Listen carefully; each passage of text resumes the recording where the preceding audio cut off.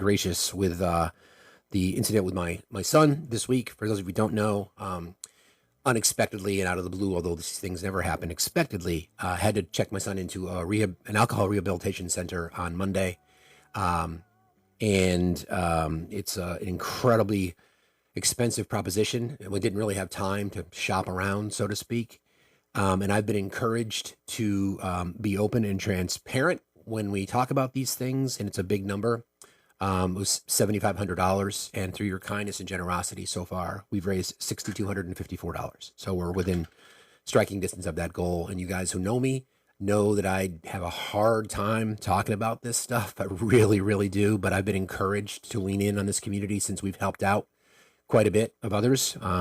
Just in recollecting, we've probably raised 25 to 30, even more so, thousands of dollars for members of our community, both public and non-public. So there you go. Just wanted to share that. And I just want to thank you all from the bottom of my heart. I really appreciate you.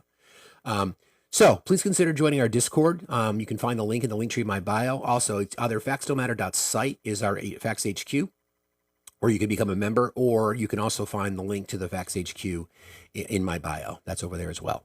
I appreciate you all very, very much. So happy Friday. I know that there were some serious storms in the Midwestern part of the states. I hope you all are okay. We've had some crazy, weird weather here. We had two 100-year floods in back-to-back springs, I should say. And we're expecting another one because there's much snow, and there's been lots of rain, although it snowed a little bit last night. More rain expected, and then the highs in the 50s over the weekend. So it could be interesting. So I guess everybody just, be safe and do what you need to do, and don't drive through standing water, because it's a bad thing. They always talk about that during floods, and I'm like, yeah, that's weird. Your car, but then you see these videos of cars just being swept away down the streams. Anyway, thank you for being here. Again, we know you have many choices to make in the morning, and we really appreciate you choosing to spend some time with us. So I think the way I want to kind of approach this is that we're going to identify not only specific individuals, and I thought we would obviously start with the twice impeached, 4-time indicted sexually abusing fraudster, convicted felon 34 times over, because he is a Nazi and he is a fascist, and there's no doubt about that. We'll talk about some of his executive orders. We'll talk about, the Department of Education. There was a threat yesterday that executive order was going to be signed to terminate the DOE. That apparently is on pause. We don't know how that's going to break down, but I do want to talk about the DOE a bit today. So I think that's obviously, you guys know how I feel about teachers. And how I feel about overfunding public education. And people ask me, like, what does that mean? Thank you very much. Thank you, William. Appreciate you. What does that mean, overfunding public education? I would support doubling the Department of Education's budget, and I know that has an impact. So I would certainly be willing to pay more in property taxes.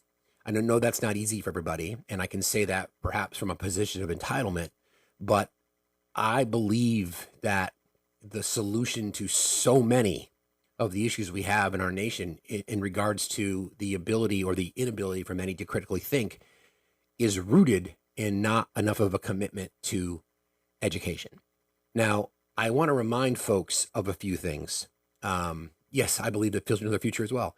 I want to remind folks of just a few things, because we talk about this often, right? About how the blueprint let me just do this real quick.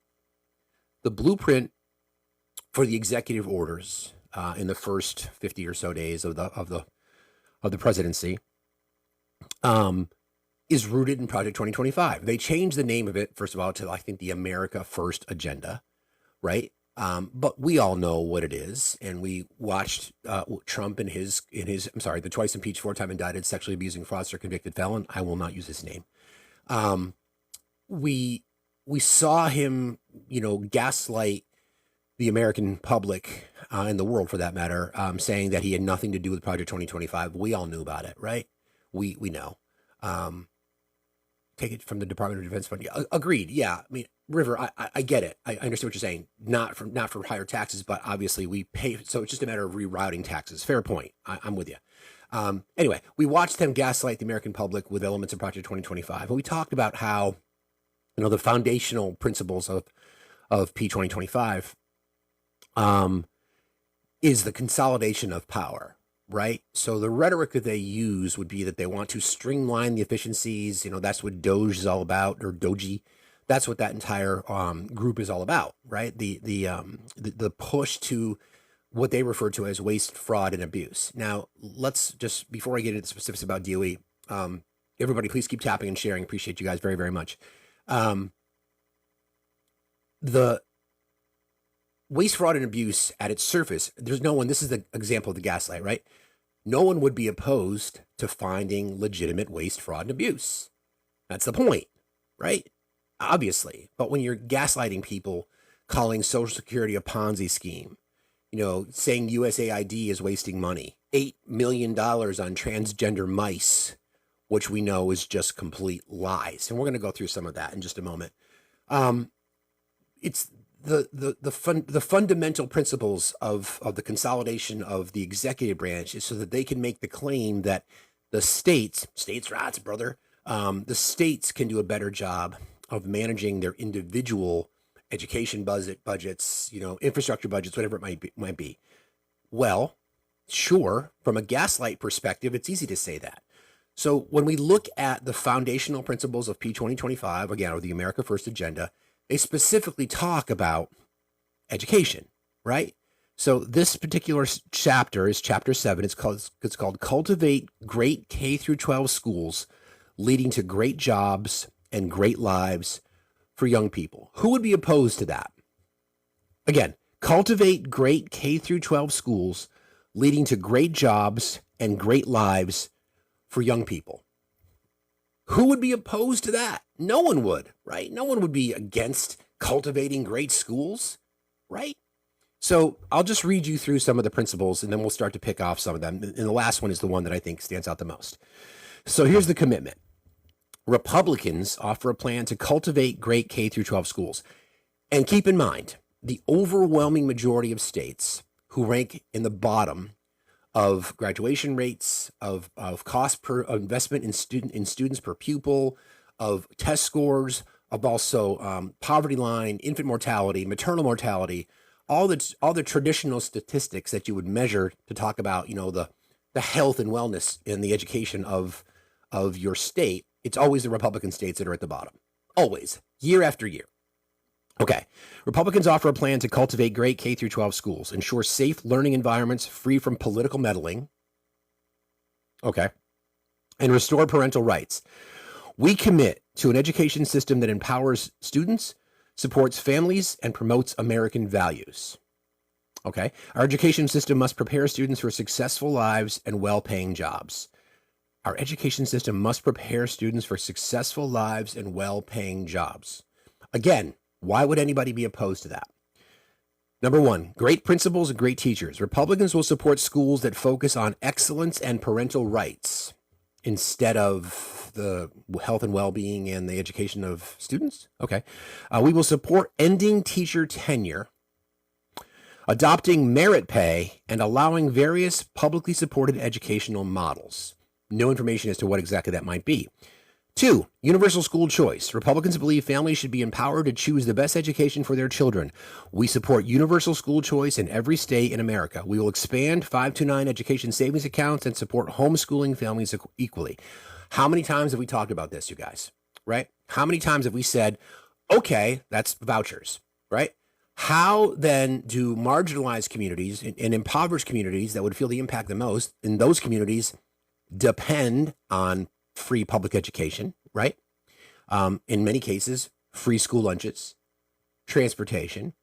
So do we think that these charter schools and these voucher programs will be philanthropic enough and they will just be willing to pay the difference? Because you certainly know that the voucher is not going to cover the cost of everything, right? So how then do you get children to schools?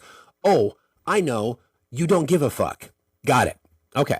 Number 3, prepare students for jobs and careers. Republicans will emphasize education to prepare students for great jobs and careers, supporting project-based learning in schools that offer meaningful work experience. We will expose politicized education models and fund proven career training programs.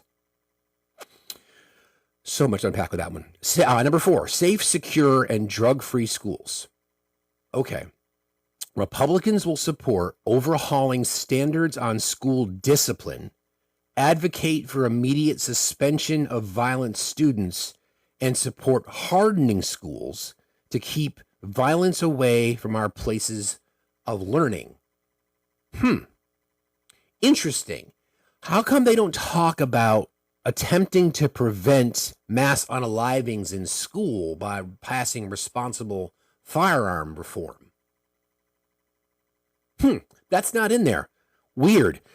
Number 5, restore parental rights. Republicans will restore parental rights in education and enforce our civil rights laws to stop schools from discriminating on the basis of race. We trust parents. Moms for Liberty, anybody? Exactly. Knowledge and skills. Number 6, knowledge and skills, not CRT and gender indoctrination. Republicans will ensure children are taught fundamentals like reading, history, whitewashed history is what they mean, science and math, not left-wing propaganda. We will defund schools that engage in inappropriate political indoctrination of our children using federal taxpayer dollars. Now, what exactly is that? What exactly is inappropriate political indoctrination of our children using federal taxpayer dollars? But it's okay if you're in Louisiana or Oklahoma or other red states. I know, that's exactly what I'm reading from the beginning of Project 2025. It's okay in red states to have the 10 Commandments in classrooms. It's okay to introduce Christian-based Bible education and call it history, right? That's okay.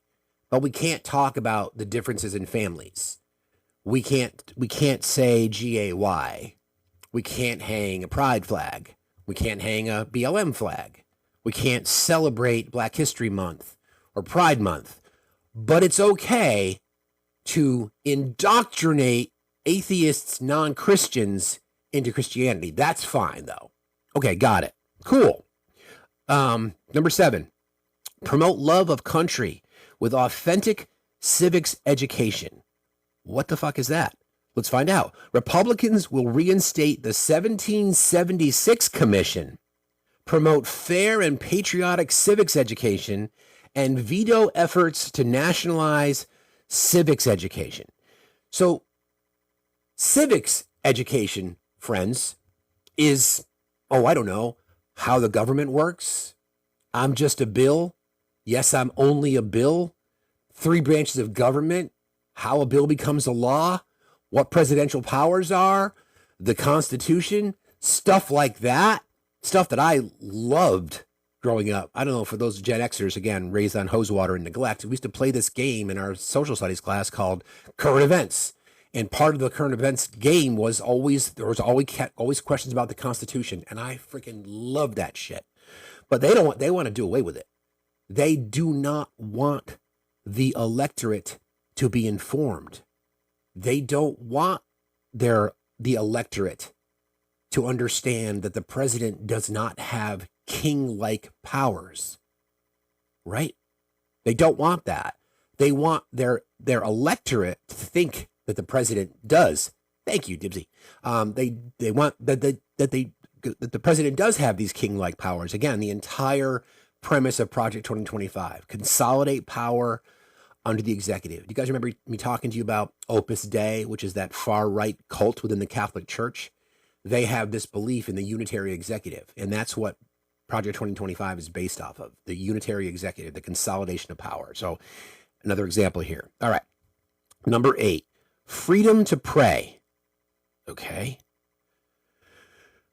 Republicans will champion the First Amendment right to pray and read the Bible in school and stand up to those who violate the religious freedoms of American students.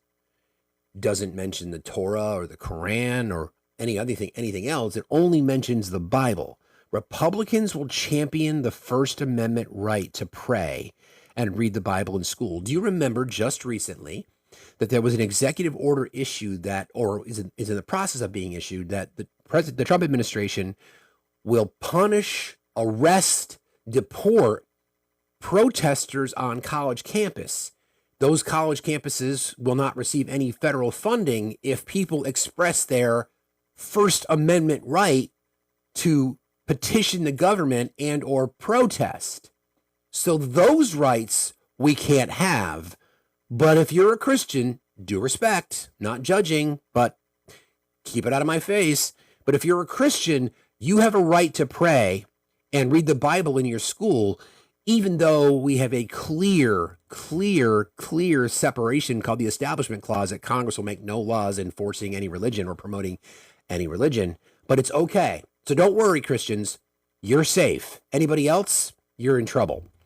And then this last one, because this kind of wraps it all up. Return education to the states. The United States spends more money per pupil on education than any other country in the world.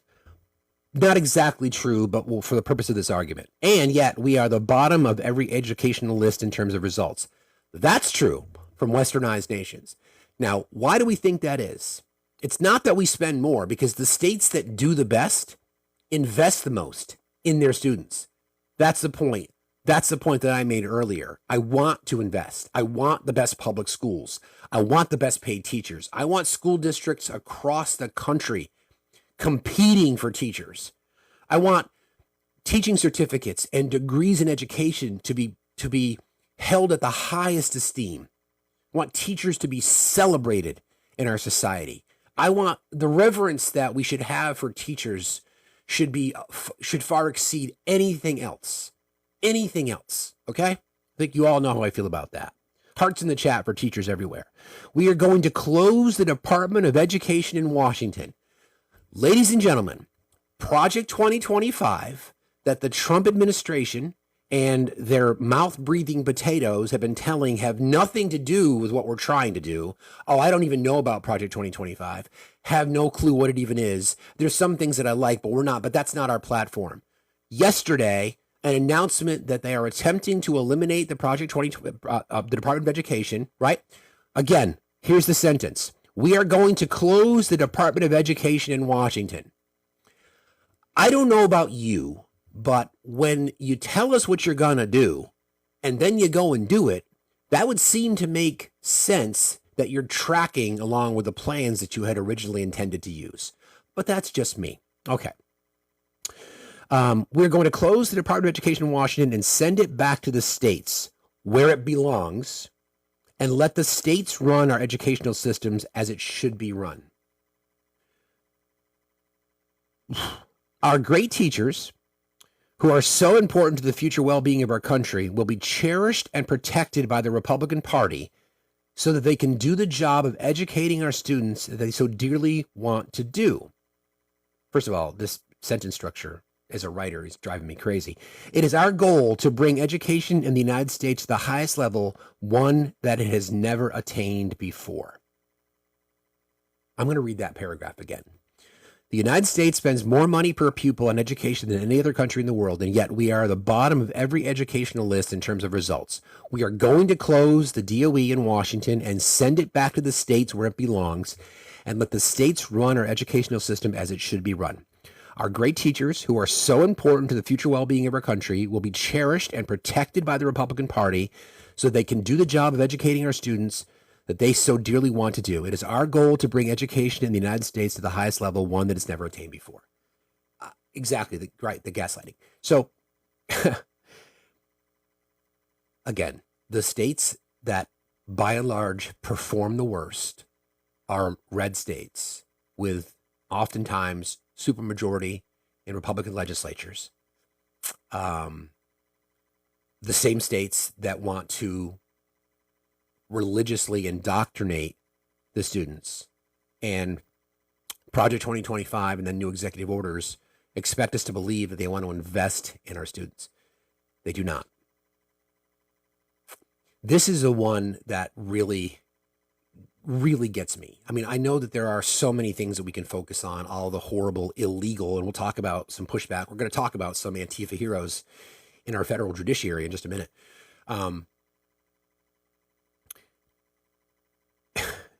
Education right? And I don't want this to sound, elitist and or entitled. And I'm not necessarily talking about, going to college or university after high school. It could be trade schools. It could be whatever, right? It could be anything. You could take a coding class and be the next great coder, whatever it might be. But to gaslight the way in which they are, right? Can you imagine what that would look like without the support of the DOE, right? States that are already upside down, bankrupt on their budgets, rely on funding from the DOE in some cases to keep schools open. The DOE is not setting curriculums, they're setting standards, right? They're responsible for not only standards at the high school and middle school, elementary school level in support of, IEPs and special needs students, but beyond high school, we're talking federal loans, Pell Grants. Don't forget, I just went on a college tour with my daughter last week. And my plan when I went out on my own to start my own business a few years ago, it was always with the intent that I knew that federal Pell Grants would be there and federal loans would be there. The plan was to try to, help her out as best I could, but that goes away. I don't know what that looks like for families. I don't know how families could ever afford to send their kids to college. So this is set up to punish the middle class. So, Ben talks about this a lot, about Mitt Romney just a few years ago. If you can't afford to go to college, you shouldn't go. If you can't afford to pay for college, you shouldn't go. Is that what we want? Think about the rest of the world and how they have committed to their society. They commit to the healthcare by providing access to healthcare universally for all citizens. They care about the family dynamic, the family unit, by providing maternity leave, paternity leave, months at a time. They almost force their employees to take vacations because they understand the value of work and they realize that the productivity and employee engagement and employee happiness and sanity involves connecting with your family. They invest in educations. Exactly. They invest in educations, and Robin, you're right. So the fear is that these liberal indoctrination factories that they call colleges will just be loaded with the elite that they claim not to care about. The people who can only pay cash to send their kids to school, right? And we met some people when we were in California that, the retail price tag for the school that my daughter wants to go to is $95,000 a year. First of all, that's fucking ridiculous. We know that nobody pays the retail price, but when they itemize it out for you, they tell you what the costs are. There are some people that could write a check for that. There's some people in our government who are establishing policies that could write a check for that. And now the Republicans are gaslighting the American citizens, saying, we'll protect you. We got you. The United States spends more money per pupil on education than any other country in the world, and yet we are at the bottom of every educational list in terms of results. That is true. Republicans offer a plan to cultivate great K through 12 schools, ensure safe learning environments free from political meddling, and restore parental rights. We commit to an educational system that empowers students, supports families, and promotes American values. Our education system must prepare students for successful lives and well-paying jobs. If you're white, Christian, and have a lot of money. They left that part out. I would say anybody that is connected to policies and support policies in our government that want to do away with the DOE are fascists. The whole bunch of them. Thank you, Mo Raiders. Appreciate you guys. You're awesome. Thank you, Mo. Hey, I was with Mo last night. We were at this little BT Dubs. I went to this little training last night with for TikTok battles. Not for me. The chaos. It's hard enough for me to manage through a live, making sure I touch the right buttons and not crash the internet, but it's not for me. So just in case you were thinking that maybe you'll see me doing that, no, not my thing. I'm not judging, but it's just not for me. But again, thank you, Mo Raiders. I appreciate you. So I just said something we're going to need to keep our eyes on, and I want people to keep this in mind. The presidential authority does not, in our system of government, again, everything's going to be tested, right? Everything's going to be tested. That's what they're doing, and I'll talk about some pushback from federal judges in just a minute. we'll label them as Antifa. It takes Congress to eliminate a federal agency, right? I think it's 60 votes. It's 60 votes in the Senate, and I think it's 2/3 of the House. I think that's the number. I'll confirm that, right? Again, thank you, Mo Raiders. An executive order can only stretch it so far. So I found some of the information about this. I want to make sure I have it right so we can talk about the specifics. Hold on here. I have it somewhere. All right. Trump says he wants his new education chief, Linda McMahon, again, from World Wrestling Federation fame, to, quote, put herself out of a job and close the DOE. McMahon was confirmed by the Senate, and an executive order to shutter the department could come this week. McMahon told employees it was the department's, quote, final mission to eliminate bureaucratic bloat and turn over the agency's authority to states. Eliminating the department altogether would be a cumbersome task, which likely would require an act of Congress. No, it will require an act of Congress. Already, the Trump administration has started overhauling much of the department's work. Trump advisor Elon Musk's fascist has cut dozens of contracts it dismissed as woke and wasteful. It gutted the Institute of Education Sciences, which gathers data on the nation's academic progress, and the administration has, quote, fired or suspended scores of employees. The agency's main role is financial. Annually, it distributes billions in federal money to colleges and schools and manages the federal student loan portfolio. Closing the department would mean redistributing each of those duties to other agencies. The education department also plays an important regulatory role in services for students ranging from those with disabilities to low-income and homeless kids. Right? It's that right there, okay? Indeed, federal education money is central to Trump's plans for colleges and schools. Trump has vowed to cut off federal money for schools and colleges that push, quote, critical race theory, transgender insanity, and other inappropriate racial, sexual, or political content, unquote, and to reward states and schools that end teacher tenure and support universal school choice programs, vouchers, charter schools. Federal funding makes up a relatively small portion of public school budgets, roughly 14%. Colleges and universities are more reliant on it through research grants, along with federal financial aid that helps students pay their tuition. Here's a look at some of the department's key functions and how Trump might approach them. Student loan and financial aid. The DOE manages approximately $1.5 trillion in student loan debt for over 40 million borrowers. Now, we've talked about the predatory lending regarding student loan debt. Like, I don't think there should be a thing as student loan. I think public colleges and universities should be free. There's no reason. I don't see any reason that public colleges and universities couldn't be free. We can afford it. So again, there's the predatory lending side of it, and oftentimes, don't forget, student loans are guaranteed, right? You can't, colleges when I'm getting used to this whole process. This is the third time through it. You go through your FAFSA, your financial aid forms when you fill those out. You're guaranteed loans. It's a question of how much, right? Colleges promote that. And when you go through the admissions pitch that they give you, and by the way, here's a little tip. If you do take your sons or daughters out for the college loan, the college tours, and you get the colleges that will give you like an hour seminar on admission and financial aid are the ones you really want to pay attention to. Some care about that more than others. Some just want to show you the highlight of the campus. If they are willing to sit down with you and really explain it, then that's a good sign. So, because we got both on our recent trip. Anywho, the federal student loans are guaranteed. Without federal student loans, then what do you have to do? You have to go to private loans. You have to go to banks.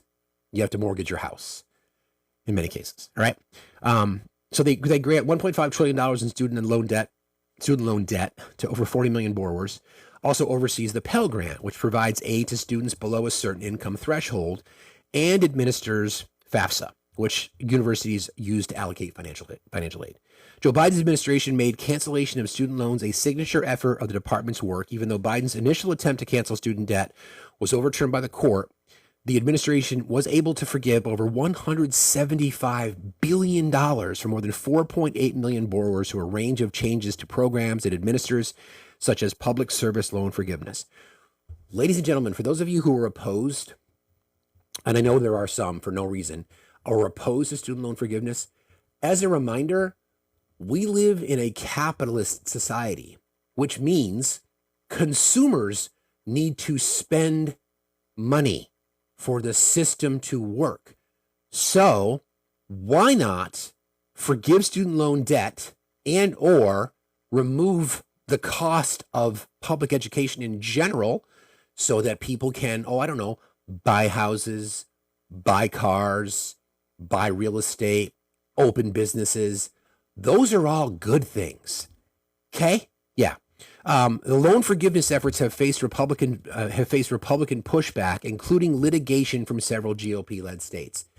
The same GOP-led states that by and large perform well below national averages when it comes to graduation rates, test scores, success rates, teen pregnancy, infant mortality, maternal mortality. They are complaining because students in their states are being granted student loan forgiveness and Republicans are complaining about it. Why? Because they want school vouchers so that they can separate the elite from the poor, from the rest of us. Fucking wild. Trump has criticized Biden's efforts to cancel debt as illegal and unfair, calling it, quote, a total catastrophe that taunted young people. Trump's plan for student loan debt is uncertain. He has not detailed plans. Civil rights enforcement, also done through the DOE. Through its Office of Civil Rights, the Education Department conducts investigations and issues guidance on how civil rights laws should be applied, such as for LGBTQ plus students and students of color. The Department of Education is responsible, is the main protection arm of our education system to defend marginalized groups against civil rights discrimination. And they don't want it to exist. I wonder why.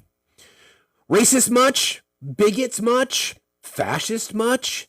The office also oversees a large data collection project that tracks disparities in resources, course access, and discipline for students of different racial and socioeconomic groups. So that paragraph right there is at the core, in my opinion, is really at the core of why they want to eliminate the DOE, right? Because we know that a lot of large metropolitan areas and in those communities, many families, whether it be families of color or families that are that are just below the poverty line, whatever it might be,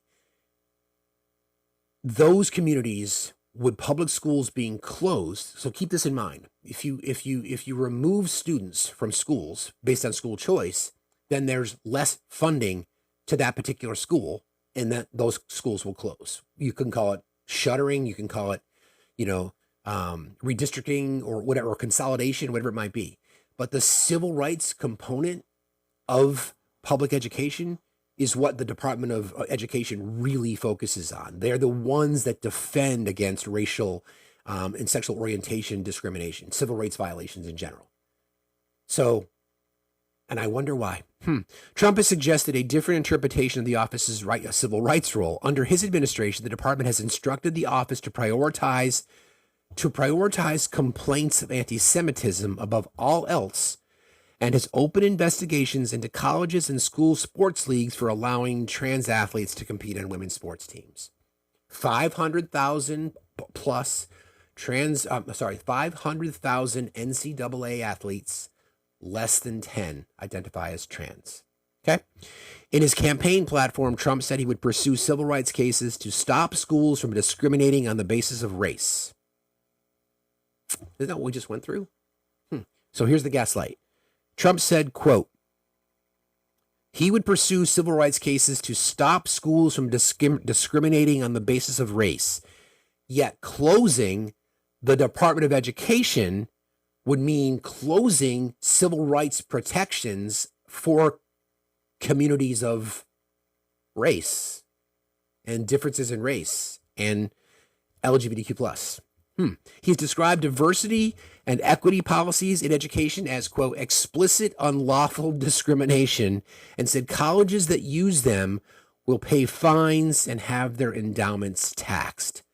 Trump has also pledged to exclude trans students from Title IX protections, which affects school policies on students' use of pronouns, bathrooms, and locker rooms. Originally passed in 1972, Title IX was first used as a women's rights law. Last year, the Biden administration said the law forbids discrimination based on gender identity and sexual orientation, but a federal judge undid those protections. A Trump-appointed judge, by the way. College accreditation. Everybody, please keep tapping and sharing. I appreciate y'all very, very much. While the Education Department does not directly accredit colleges and universities, it oversees the system by reviewing all federally recognized accrediting agencies. Institutions of higher education must be accredited to gain access to federal money for student financial aid. So DOE is the one that creates the accreditation, establishes the criteria. Without that, there's no federal funding. So they can skirt the top line issue of saying we're not going to say publicly that we're going to deny federal student loans. We're just going to create a situation where colleges and universities can't get accredited, therefore no money's available. It's maniacal how horrible this is. Accreditation came under scrutiny from conservatives, shocker, in 2022, when the Southern Association of Colleges and Schools questioned political interference at Florida public colleges and universities. Trump has said he would fire, quote, radical left accreditors and take applications for new accreditors that would uphold standards, including, quote, defending the American tradition and removing, quote, Marxist diversity administrators. Whatever the fuck that is. Although the Education Secretary has the authority to terminate its relationship with individual accrediting agencies, it is an arduous process that has rarely been pursued. Under President Obama, the department took steps to cancel accreditors for a now defunct for-profit college chain, but the Trump administration blocked the move. The group, the Accrediting Council for Independent Colleges and Schools, was terminated by the Biden administration in 2022. Just as a little side note, Trump University got sued because of their fraud. Pam Bondi, who was the attorney general in Florida at the time, was part of the investigating team. She was given a $25,000 donation from the Trump organization and then dropped the case, which is interesting that Pam Bondi would be part of enforcing these laws that they now want to pass when they do away with the DOE and thus civil rights protections for tens of millions of Americans. The cruelty is the point. Money for schools. This will be the last one we'll go through. This is the big one.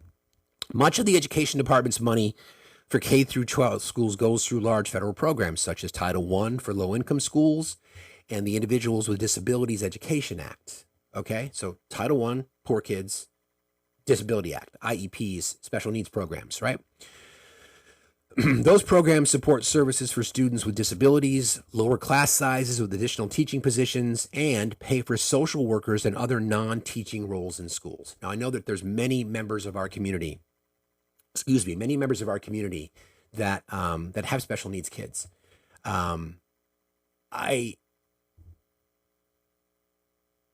It's painful to listen to this because if that money goes away, if those programs don't exist, then the people that are at the bottom of our society in general are going to just be eliminated from access to public education. I don't know how else to, I don't want to be hyperbolic about it, but I don't know how else to describe it.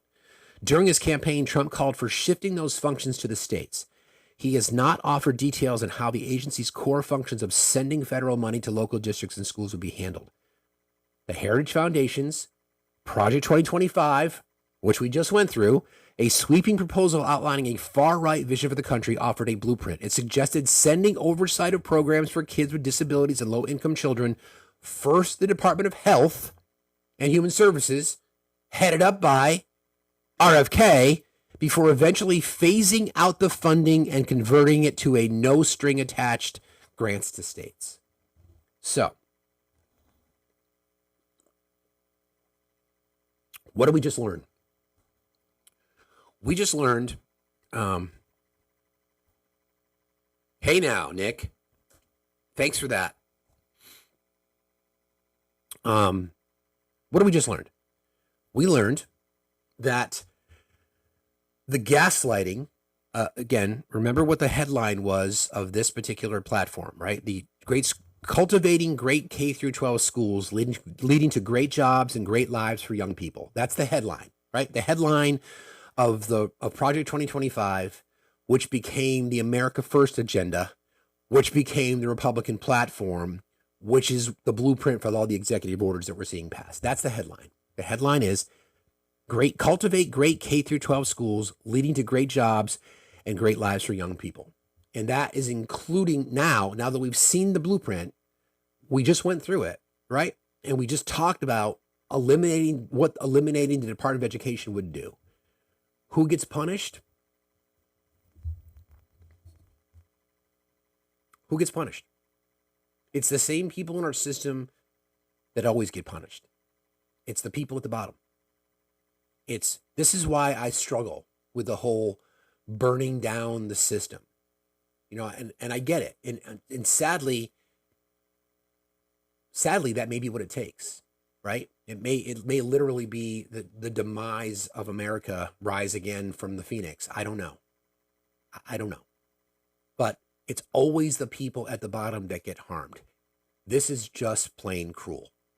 There is absolutely no reason to eliminate federal funding that supports IEPs, special needs teachers, funding for smaller classrooms to support special needs groups, other than cruelty. There is just absolutely no reason to do it. Eliminating federal loan guarantee programs so that people can't continue their education unless they're rich, white, Christian. Not allowing for protests on college campuses. I'm going to find that statement because that to me says a lot about what we just talked about. Let's see. Where is it?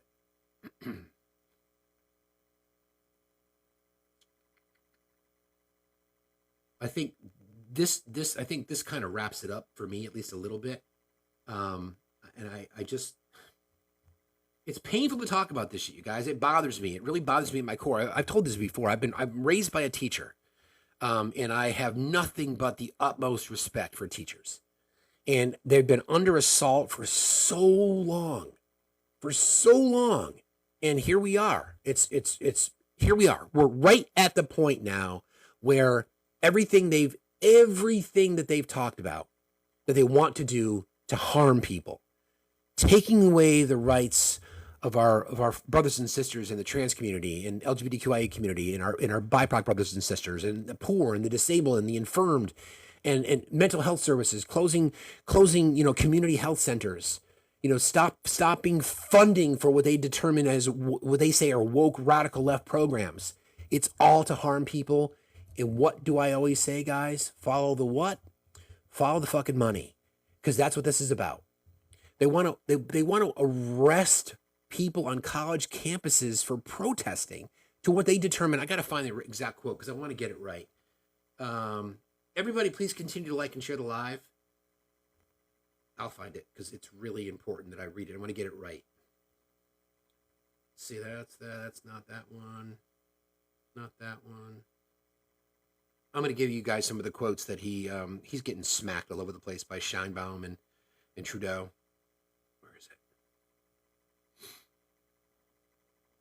Okay. I just had it. Where'd it go? All right. This is it. Remember what we just went through, right? We just talked about what they want to do to access to funds for college campuses and for colleges and universities. From Trump 3 days ago. All federal funding will stop, in all caps, for any college, school, or university that allows illegal protests. What's an illegal protest? Something that they don't like? What makes it illegal? I mean, literally, what makes it illegal? You go out there in March and you have a sign, and the sign is "fuck fascists," and that's illegal? Maybe. Agitators will be imprisoned or permanently sent back to the country from which they came.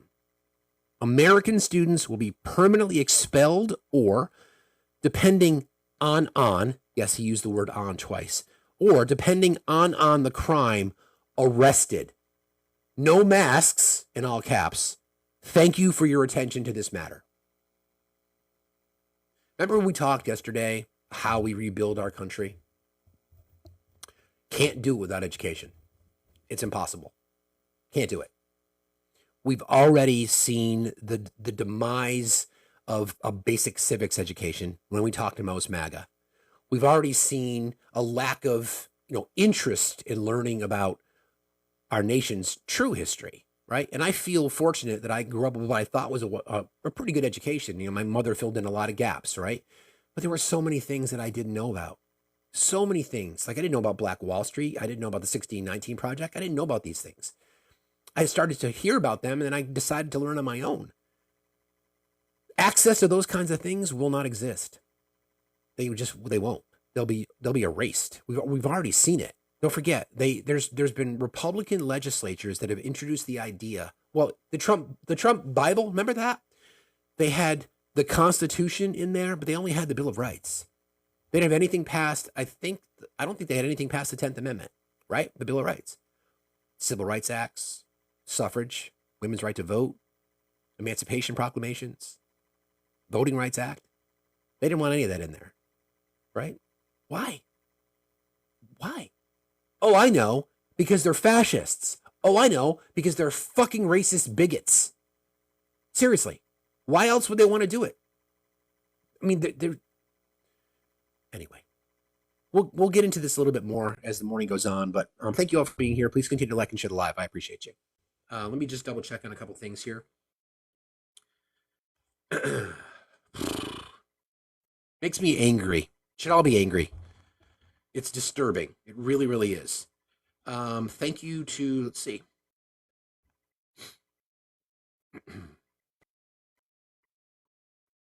Thank you, Brooke. I really appreciate you very, very much. And thank you for your kind of contribution. Thank you, Mike. Hang on one second.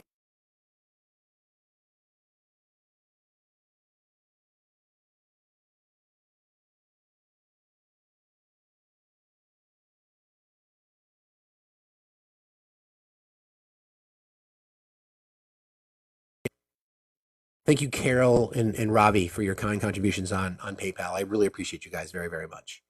All right, let's. I want to bring up our friend. That's a lot. That's a lot. Hello. Hi, how are you? Good. How are you? I missed you. Missed you too. Good to be back, though. What's It on your mind? is. Well, just talking about, the Department of Education, I was scrolling through another website. Michigan wants to cut 5.1 million out of their education system. I was Yeah, like, what? So yeah, when we say give it back to the states, that's a great idea. Hello. exactly. Not say not. But, I don't know what Whitmer's going to do with this, but I there is no reason in 2025 that we should be even talking about this. I see so many people, teachers buying pencils for their classroom, buying paper, buying notebooks, this should all be fucking given to them at the beginning of the year. Agreed. It's the little things like that these people don't think about. Agreed. You know, and it's heart-wrenching that we told all these people about this before the election and they chose to sit out for a vote. How is that working out for you? I know. How is you sitting out and saying I'm going to be a protest vote working out for you? I know. You know how I feel about protest voters. I know. I know. Um, I you know, am with because you. I am this with is what you, we but get. This is yeah, what's happened, right? you know, If I believe in people standing for a cause, right? But oftentimes you vote for harm reduction, many times. right. So you're never going to find a perfect candidate. You're never going to find a perfect policy When you're Yeah. faced with that, then you say, okay, which choice is going to create the least amount of harm when it comes to communities that I care about? And which And side is going to get you it was closer an to, obvious right. choice. Yeah, Yeah, it's like you said before the election. What side is going to get you closer to what you are protesting for? correct. You know, Correct. and this is why, like I said, I haven't watched the news since the election, but I do watch you to get not so much breaking news, but to understand where we have come from and what we need to do and what is out there. And you take away the white noise from everything, and I Thanks. applaud you for that. Appreciate that. And I just wanted to come up and, I financially, I'm still unemployed. I'm I have no idea where my the next direction is going. I'm treading water right now, but I'm doing okay. I can't give with your situation. I can't give Wendy, financially, but yeah, you're a your supporter. son, I understand. I no one. your There's. son is in my prayers Thank you, every Wendy. day. Thank you. If you need somebody to talk to, just reach out. I appreciate that. Um, it broke my heart to listen to you the other day. I love you, Steve. Thank you, Wendy. Love you too. I appreciate you being here. You're welcome. And like last night when you battled, I had to come to your side because I couldn't battle against you. Just saying. I get it. I'm I get like it. I'm like I got it. I can't in my right mind battle against Steve. I So appreciate that. It was like I said, I did it because just someone asked me about this particular event that's coming up, and I'm like, I'll see what it's like, and it's just not for me. But yeah, but thank you. I I'm appreciate with your you. kind words. Right. I appreciate you very much, But friend. you have a great day, Steve. You too. See you later. I love you. Bye bye. Okay. So, real quick, so we're talking about, it's the haves and the have nots, right? And I think and I appreciate what Wendy said, but, my job here is to kind of try to cut through the white noise, right? To try to say, to connect the dots, what we saw in Project 2025 that became the Republican platform, the America First agenda, um, as it connects specifically to anything. We can look at birthright citizenship. That was in there at the end of birthright citizenship. We could look at the end of rights for the trans community. We could look at the language specific. They wanted to say mandate only two sexes, right? All of that's littered throughout the entire Project 2025, all of it. And we're seeing it in executive actions. We're seeing it in bills passed. Don't forget HR 7. Remember the bill? I'll find that one in a minute. Let's do that right now. So I think that's HR 7. Isn't that the one? I think that's the one.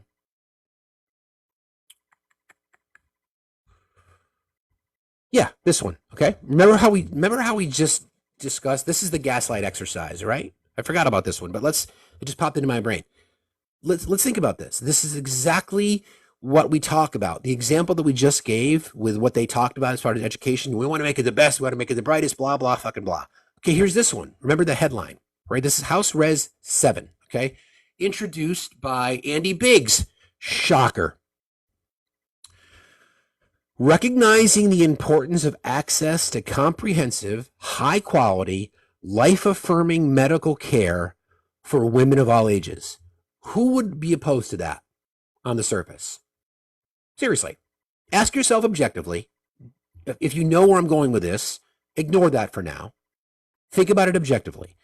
Recognizing the importance of access to comprehensive, high quality, life affirming medical care for women of all ages. Sounds great, right? So here's we'll get into the text a little bit. Recognize the importance of access to comprehensive, high quality, life affirming medical care for women of all ages. Whereas women of all ages should have access to comprehensive, convenient, compassionate, life affirming, high quality medical services. Whereas all women should feel empowered and equipped with the knowledge to listen to their body and advocate for their health. Whereas healthcare for women should emphasize the whole woman, including her physical, mental, and spiritual wellness. But whereas healthcare for women should also address the needs of men, families, and communities as they relate to women's health care. That's interesting. So women need permission from the men in their lives to have access to comprehensive, high-quality, life-affirming medical care. Yeah, I know. Cat whisperer. That's the what? That sentence again. Whereas healthcare for women should also address the needs of men, families, and communities as they relate to women's health care. I'm still trying to figure out how that would work. If that law, yeah, exactly. What if you're single? That's exactly where I was going with this. How that would apply if you're single. If you don't have, thank you, Kat. If you don't have a father or a brother or an uncle, you have no men in your life. Okay, let's game this out, right? You have no men in your life. How does it work? Is it like, do you have like a little note card? Like it says, as a woman, I require a pap smear. So are there any men who are willing to sign off on this so I can get this done, please? Like, how does that work? Do you knock on the door of a church? Do you go to the football coach's office? Knock on the door?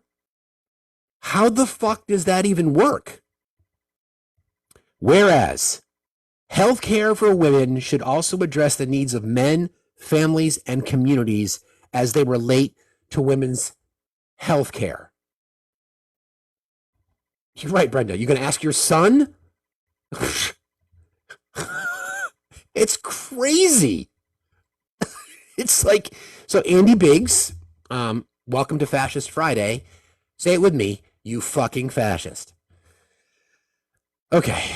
All right. This is, I want to play this sound because we're talking about the haves and the have-nots, right? And now we know that the impact of tariffs, by the way, the stock market, let me just check it. The stock market closed down again yesterday. And before I play the clip I want people to think about this for a second. So the market closed down yesterday, hasn't yet opened, but it will open in a minute. So we'll check on that. So over the last month, the stock market is down almost 4 points, almost 4%, 1,700 points. Okay. So remember what Trump said specifically about his economic plan, if we think about this, was based in two foundational elements for the most part. Cutting taxes for the rich, right? And to pay for that, it was going to be tariffs. So the entire model was built on this tariff platform. So without tariffs, you can't pay for your tax cuts. You're not going to be able to pay for them anyway.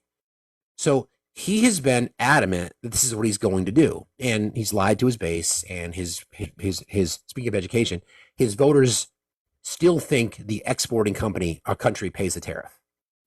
So this, you'll remember, we've gone through a few days and a few churns and burns regarding how these tariffs would go into effect. We know that he saw when he talked about, first of all, within days, 25% Canada, 25% Mexico, 10% China. Then there was that whole back and forth between Trudeau and Sheinbaum. They both kicked his ass because they were both already doing things that he said that they agreed to based on pressure. So then that was pushed back, right? So, okay, the tariffs are off the table. Okay, whatever. So then it was 25% announced this week. And then he saw the damage to the auto industry, right? So U.S. auto manufacturers said, listen, this is going to poke a massive hole in the U.S., in the North American auto industry. We discussed this yesterday. Parts made in Canada, parts made in Mexico, go back and forth across borders numerous times. Experts said, on average, cost of new cars would go up between $8,000 and $10,000, right? So he saw that. He saw the stock market's performance, right? And so he pulled back on the auto industry, He pulled back on elements of the tariffs in Mexico and the tariffs in Canada. So the tough guy saying he's the great deal maker This is what he had to say when it came to, well, just listen. Tells us a lot when he just tells us everything we need to know. On the tariffs, is there any room left for Canada and Mexico to make a deal before midnight? And should we So the question was, is there any room left for Mexico and Canada to negotiate on tariffs before they went into effect earlier this week?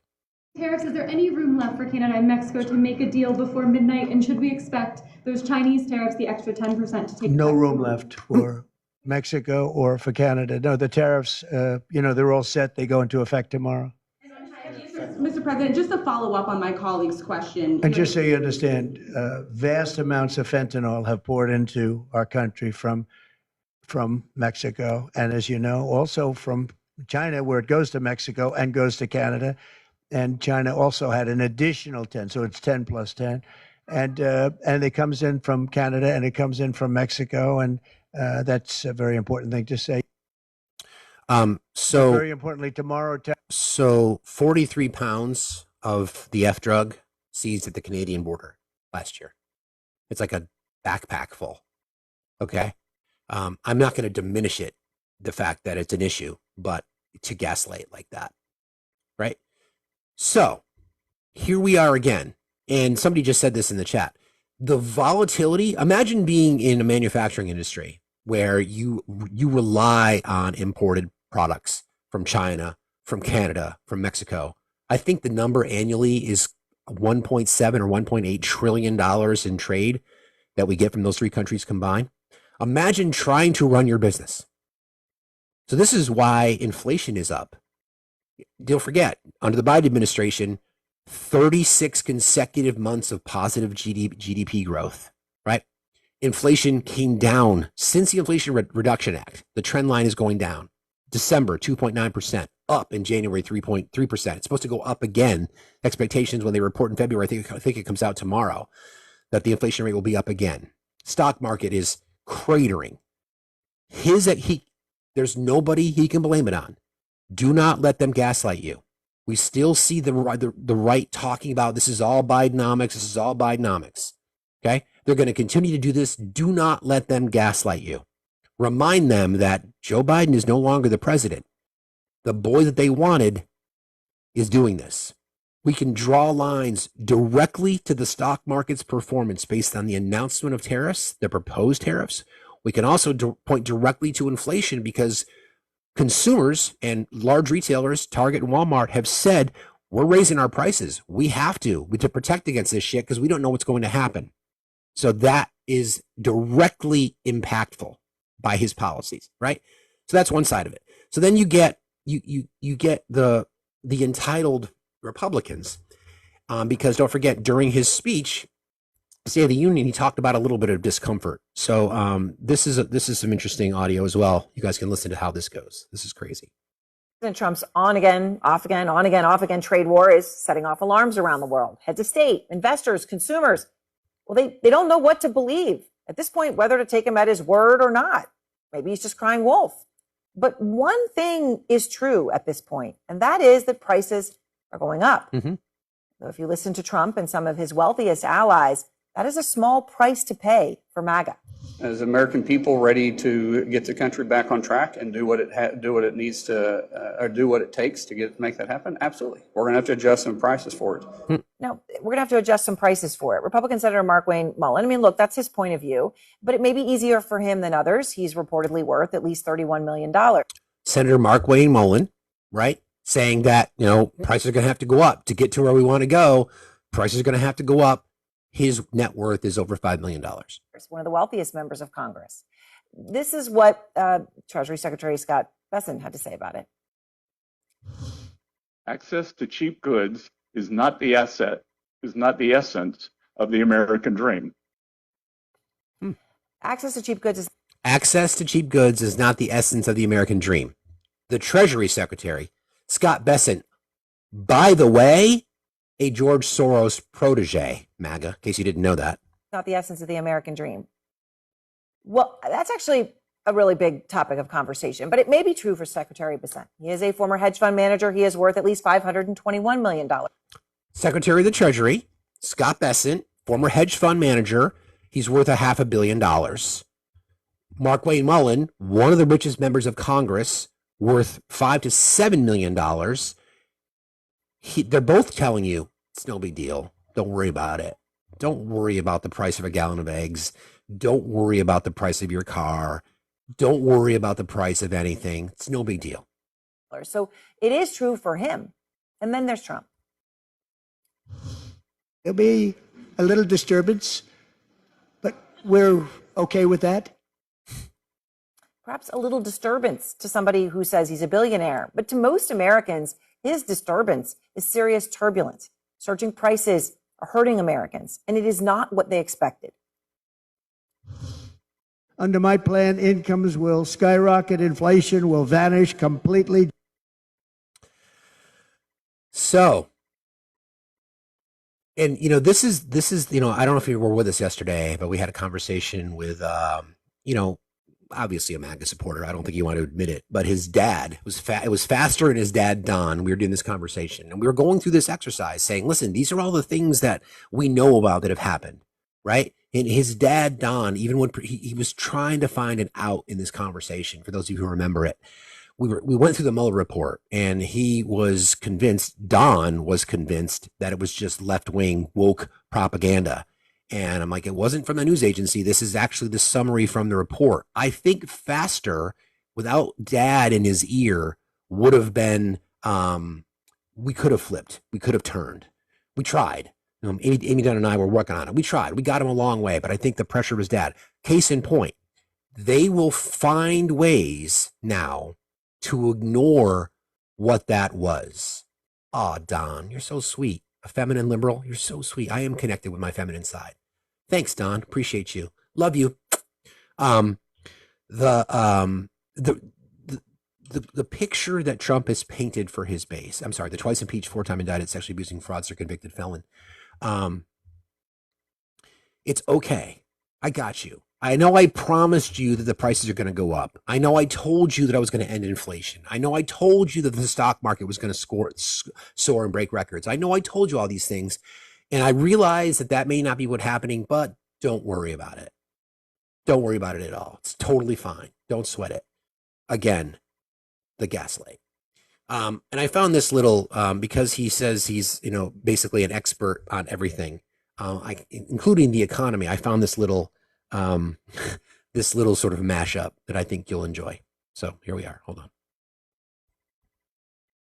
Nobody knows this stuff better than me. Nobody knows more about taxes than I do and income than I do. Nobody knows more about construction than I do. Nobody knows more about campaign finance than I do. I know more about drones than anybody. Nobody knows much more about technology, this type of technology, certainly, than I do. Nobody knows more about technology than me. Nobody in the history of this country has ever known so much about infrastructure as Donald Trump. I know the H-1B. I know the H-2B. Nobody knows it better than me. I know more about ISIS than the generals do, believe me. I understand things. I comprehend very well. Okay? Better than, I think, almost anybody. And by the way, who knew the other side of the picture better than me? I knew it. Nobody knows more about environmental impact statements than me. I understand the power of Facebook. Maybe better than almost anybody. I know more about renewables than any human being on Earth. Nobody knows more about polls than me. I know more about courts than any human being on Earth. I know more about steelworkers than anybody that's ever run for office. I know more about golf than Obama knows. Nobody knows more about banks than I do. Nobody knows more about trade than me. Well, obviously, he doesn't know about nuclear weapons. I know more about nuclear weapons than he'll ever know. I understand the tax laws better than almost anyone. Who knows more about lawsuits than I do? I'm the king. I know more about offense and defense than they will ever understand. And nobody even understands it but me. It's called devaluation. I understand money better than anybody. I understand the system better than anybody. Nobody knows more about debt than I do. No.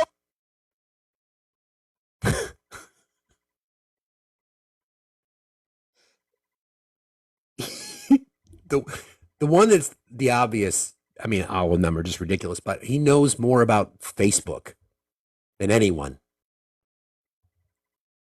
Okay. Okay. That's fine. No big deal. I'll post that. Some of those were true, Steve. Like, I Which guarantee one? he knows more about lawsuits and debt than anybody. That's true. In federal in campaign laws, he Skirting them. violates them. Yeah. Like, all I can say is that the flag stays the same. The flag stays the same. The same. Yes, the flag I saw you. stays I the saw you come same. into Matt's live yesterday, so I knew you'd get it. Oh my God, that was such a funny story. I don't want to steal Matt's thunder, but Matt has this theory. USMC Angry Matt has this theory that I won't even go there. All you need to know is that the Flag stays stays the same.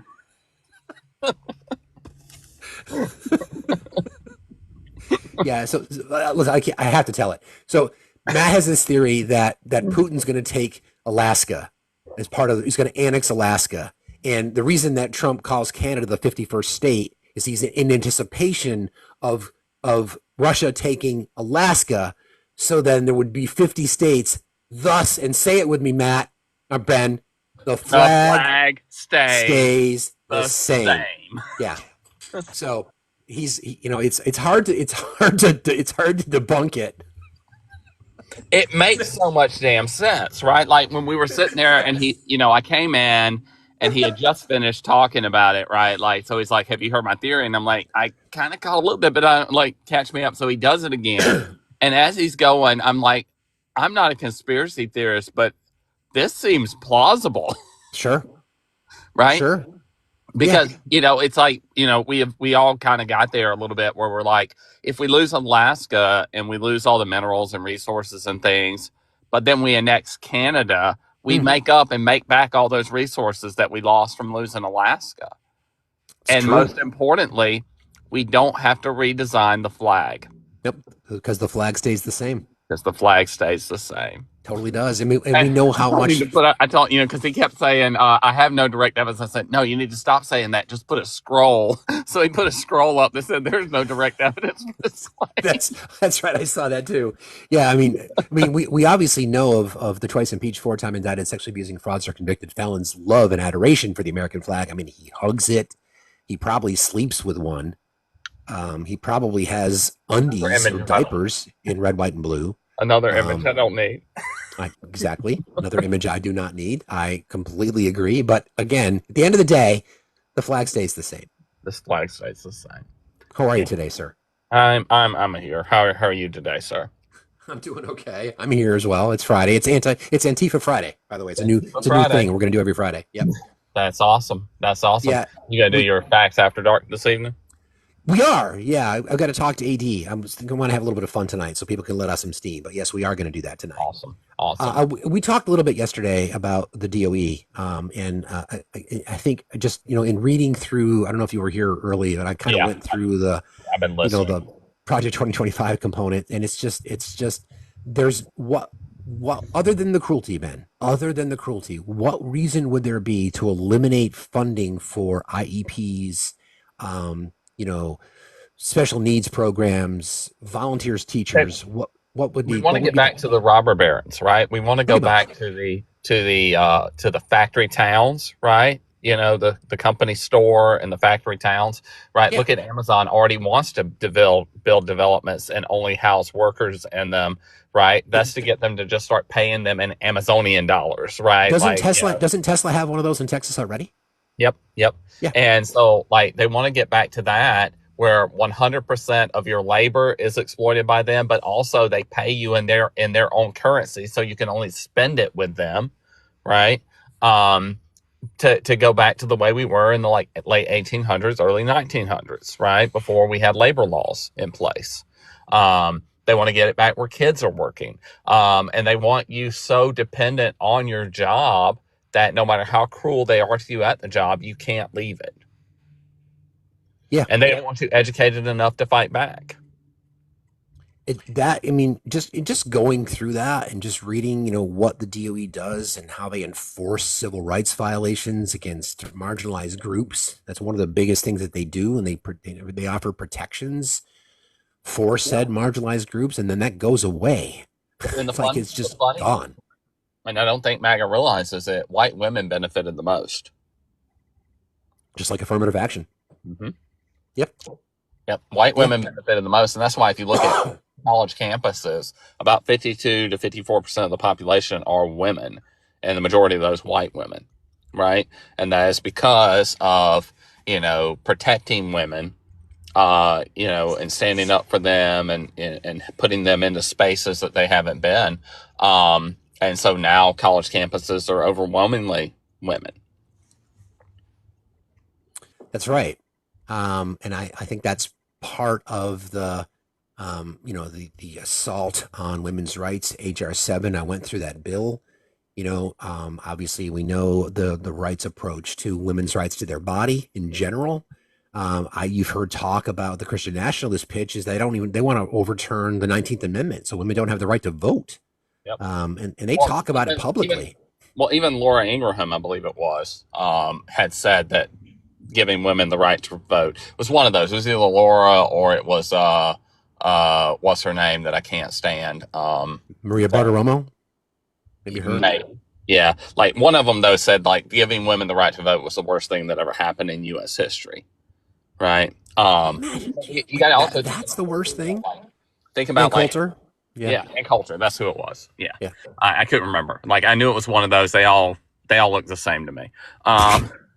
But think about this too, though. Like women need more education and more experience to be competitive with a lesser, skilled, lesser educated, lesser experienced man.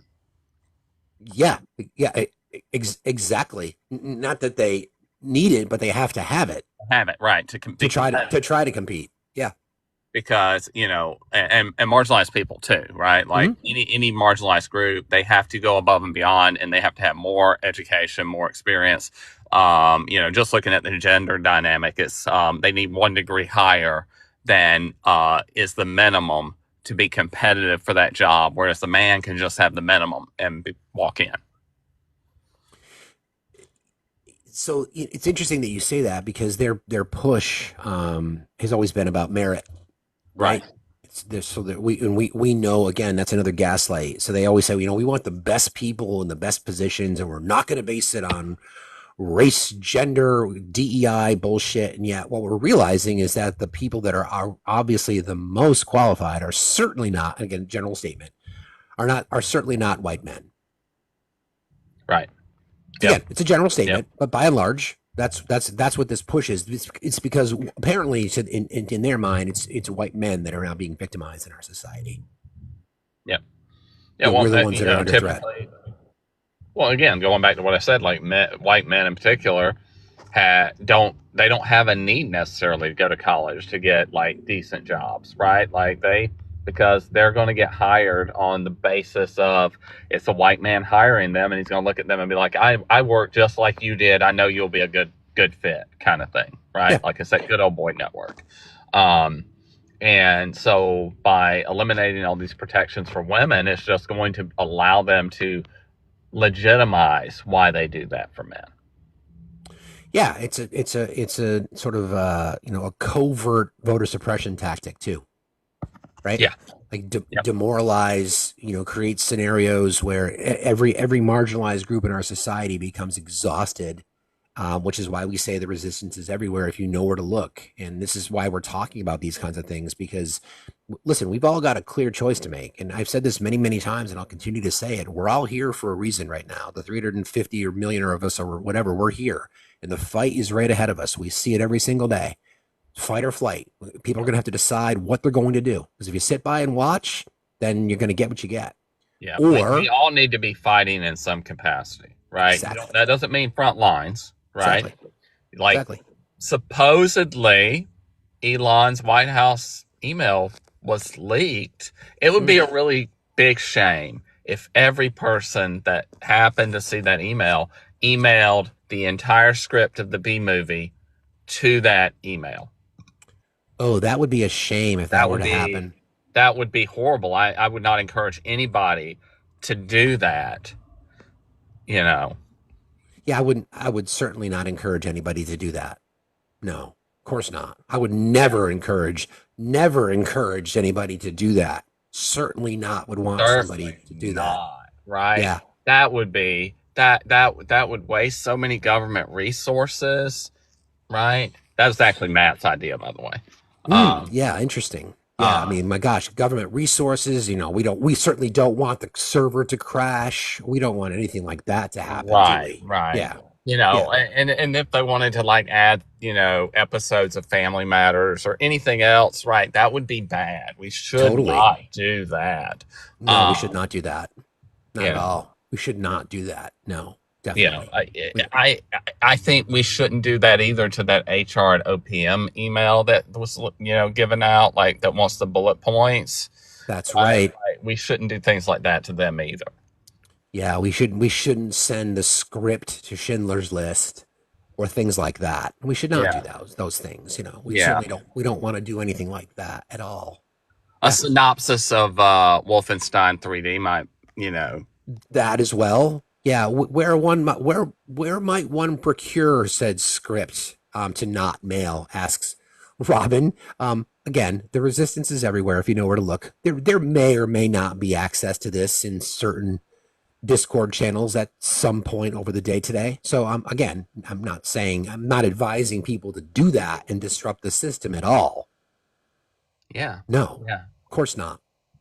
Because malicious compliance is not something we should be doing, right? No, of course not. Because that would be, like I said, it would waste so many resources, and like they're trying to find all those tax cuts for billionaires. Like if we waste their resources, they won't be able to find them. Yeah, I mean, of course not. We would never want to do things. We would never want to find, inefficiencies in our government. We would never want to expose people. We would never want to do that. Never. Such a terrible idea. Such a terrible idea. Yeah, yeah. But Ben, the flag stays the same. I've been instructed by Erica to play something, so I'm going in blind. Give Americans economic upside in the future of Ukraine. That is a way better security guarantee than 20,000 troops from some random country that hasn't fought a war in 30 or 40 years. Wow. A vice president who is as dumb as he's aggressive. That takes some doing because, Mr. Vice President, that's some random country that's not fought a war. That would be the United Kingdom, who stood alongside your troops in Iraq, not once, but twice, and in Afghanistan. So that was Nick Ferrari on LBC, which is, again, sorry, Erica. I played the wrong one, apparently. I've been scolded, which is fine, but I think it's relevant. That was still great, though. That was still great, yeah. Dumb as he is aggressive. Yeah.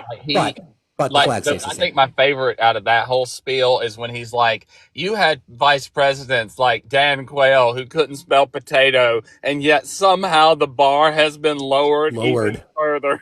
It's so freaking true. Oh my gosh. Hi, Melly. Good morning, friends. How are we this morning? We are well. How are you? I'm doing well. I was listening to you guys, not tell your audience to email. Yeah, we would never do that. Never. So, I may have, and Wendy kind of sparked this, but we may or may have not, told the misbehaved women to email their every day that they're in a cycle to the email. Since we are against women, 5 things, of what's going on that day, whether you had a mood swing but don't do that. But no, don't do that. Yes, absolutely don't do that. Yeah, my gosh, we would never support anything like that at all. Yeah, I'm sure Elon does not want to know about all that, but it would be amazing.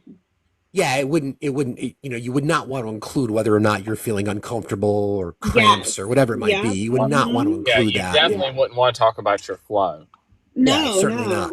Yeah. No. And definitely not in graphic detail. Yeah, you definitely would not want to report that in graphic detail at all. No, in bullet points, by the way, in bullet points. Yeah. In bullet point. Yes, in bold red font. We would never want to do that. Never. No, we don't want to do that. No. And don't send pictures either. Don't do that. Yes, please don't send pictures. Someone also came up and told us that you can send potatoes to the White House unwrapped. Just put the address of the White House. You can just send potatoes. We would never support something like that either, ever. Yeah. No, never. Yeah. What's on your schedule for tonight? Do you have I'm something? not too. Yeah, we are supposed to do. Today is usually debate Fridays. We have a sick member, so unfortunately, Amanda's may not be available. And I'm still working it out with Jess. So we'll see. Gotcha. Yeah. Well, if I can help, let me know. Okay. I definitely will. I'm gonna try to maintain the schedule. I just don't know how everybody else feels. So we'll see. Yeah, and again, to your point, I would certainly not support no. a 5-day flow of emails, so to speak. I would certainly not support that. Yeah, with graphic details, I would never support anything like that. Never. Yeah, possible pictures of what's going on. Yes. By the way, actually, Chronically is asking what MBW stands for. Do you want to let folks know, Billy? Sure. MBW is Misbehaved Women. We started a group of 3 women, me, Jess, Left Jess, and Amanda. And it comes from the quote, behaved women seldom make history. And we decided that we are going to fucking misbehave.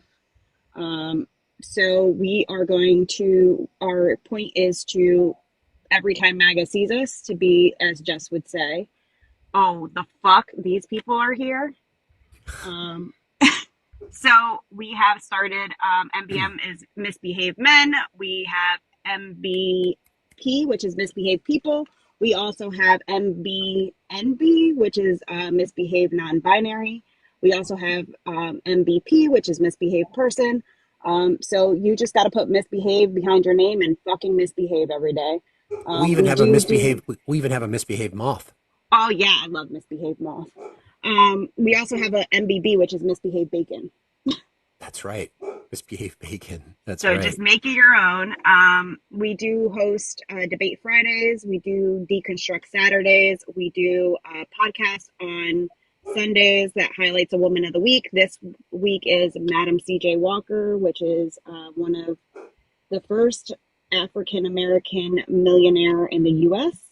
Cool. And we will talk all business with the BIPOC community. And we also have Mental Health Monday, which is a check-in on everybody and their mental health. Just a place where we can talk about everything that's happened, anything you want to talk about. And we discuss mental health. This past week, we did discuss anxiety, depression, and we also did discuss substance use. So I love that. We have a lot going on. We are going to do a live. Somebody just asked. Somebody just asked. You don't need anybody's permission. If you just want to throw MB something in your profile, go for it. No, yeah, go for it. We just ask that you misbehave in some way.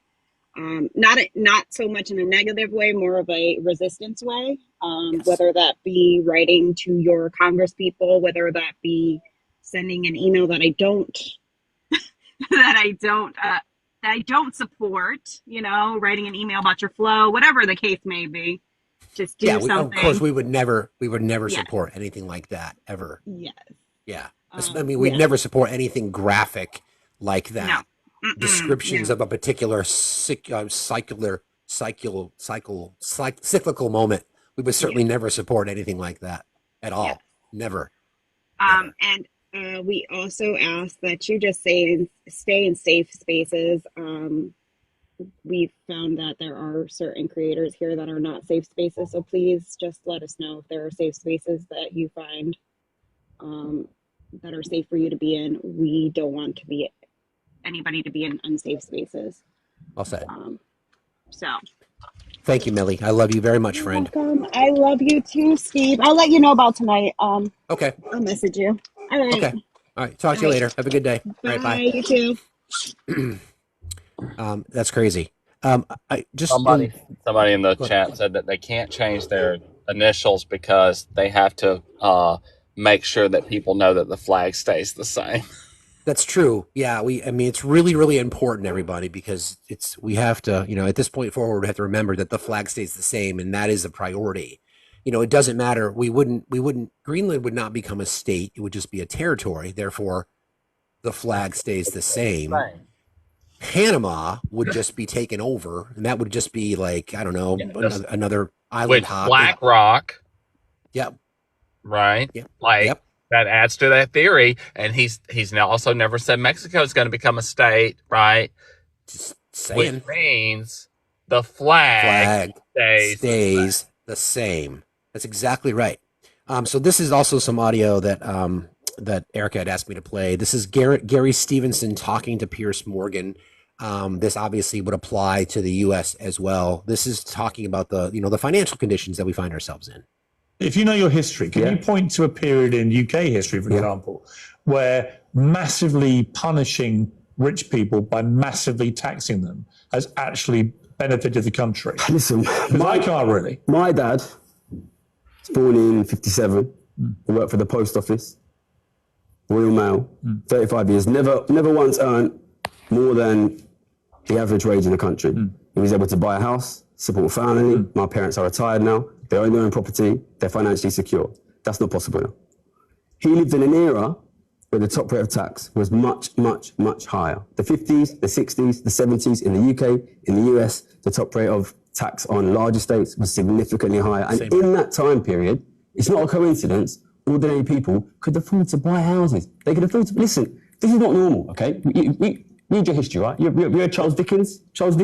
In this country we're talking in right now, 150 years ago, ordinary men and women lived in desperate poverty, okay? That's going to happen again. We've talked about this before, the top marginalized tax rate, during the post-World War II economic boom in our country, 90%. Corporate tax rates around 50%. It was the birth of it was really the burgeoning or the boom of the middle class.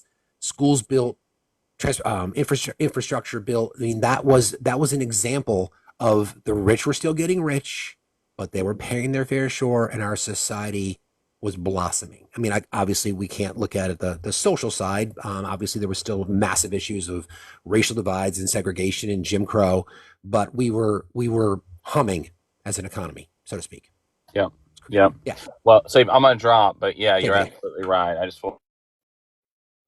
I'll say, the tax rates on the wealthy boom the economy. Like that's a historical fact. So I'm going to drop. And I'll see you later. Don't forget. The flag stays the same. Stays the same. Yep. Love you, buddy. Love Talk to you later. All right, bye. We love Ben. The flag stays the same. Don't ever forget that. And again, we will provide context for this email, and I would not recommend anybody reporting on their monthly cycle to that email, or sending large scripts to that particular email, or providing graphic detail about one's cycle. I would never support anything like that at all. Not at all. Why would I support something like that? Sharon, does it not look like you're connecting, friend? You can request again if you'd like. All right, I want to get into a couple more things here. You guys remember the TikTok ban? I've been trying to find information about that for a while. So we're like 45 days roughly in, and you remember it was a 75-day extension. That's not mandated. It just the president has the authority to determine the future of said TikTok ban. So technically, by definition, TikTok is banned in the US, right? The only reason that we are on it today and it still exists is because the Trump administration made it clear that they're not going to enforce the penalty. The penalty is, I think it was $5,000 per user that Google and the Apple Store would have to pay, right? So obviously they were not going to put the product back in the App Store until arrangements were made. So we don't know the future. So part of the relief of said legislation that was passed was that TikTok had to divest from Chinese ownership. So that's been the pushback. I don't know why TikTok would necessarily give up their algorithm. They won't. But so this is just some reporting on where things sit. This is as close as I could find to most recent information. Handful of Democrats creating a ludicrously cringe-inducing choose your fighter TikTok video is a good time to recall that the fact that TikTok was supposed to be banned by now.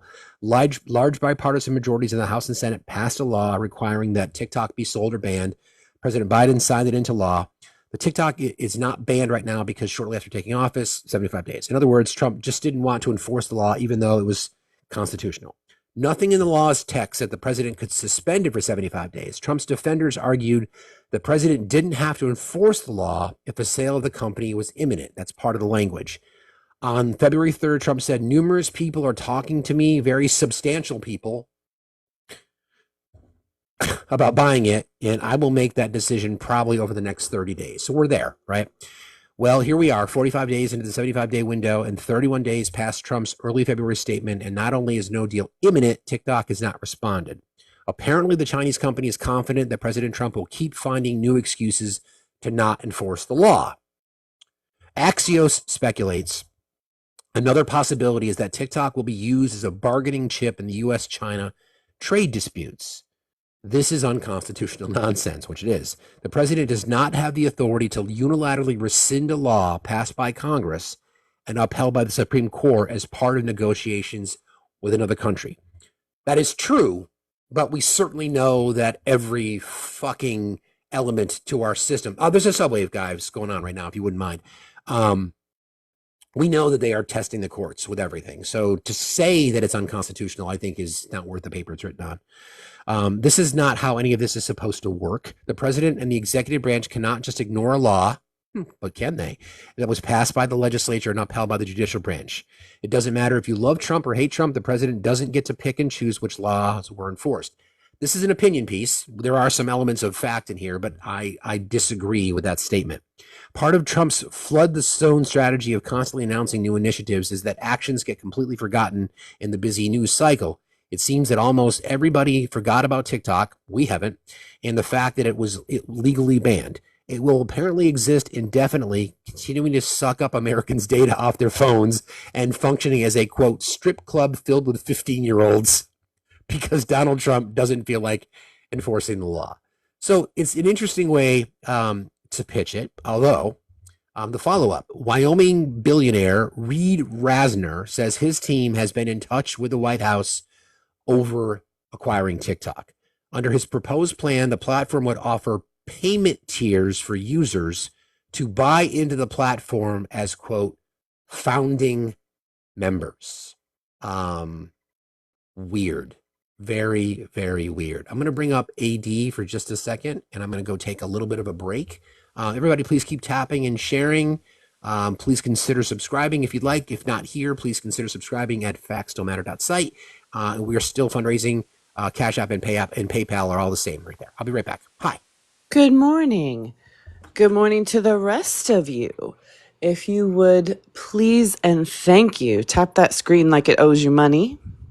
We want to make sure we're putting this amazing conversation that happens every morning out to the FYP, get more people involved, get people like our friend Faster and his dad to come in here so we can help them deconstruct their broken brains and show them how they've been lied to. Kind of like, deconstructing the PSYOP every day so we don't have to deal with this for the rest of our lives. Also, we have a subwave going on right now, and we know subscribing over at the factsstillmatter.site is what we would love for you to do, because that's where we're going to be hanging out regardless of what happens to this platform. However, it also helps to have subscribers here so we can do the thing that we need to do, which is get out there to the FYP, hit that heart. That heart is going to help that too. Share the live. You can hit copy link. And please, if you haven't done so already, join our Discord. What are you doing with your life? That's where the party happens. That's where you get to go take the test to see how spicy you are that we were talking about yesterday.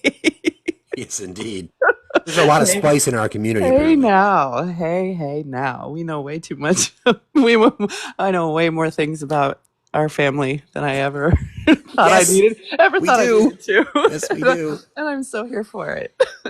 Yes, we do. Good morning. You look ravishing today. Thank you. How you doing? Glowy. How you doing today? I'm fantastic. That pink is giving, my friend. Thank you very much. I appreciate that. Can we just talk about the PSYOP? My God. Right. Convincing us that we need to be the paupers. Convincing us that it's okay that you're paying more. It's okay. You're going to like it. Yeah, wow. You know, in when you read behind it, because, you know, me, I'm going to look past the headline, and I would really encourage a lot of people to do that, right?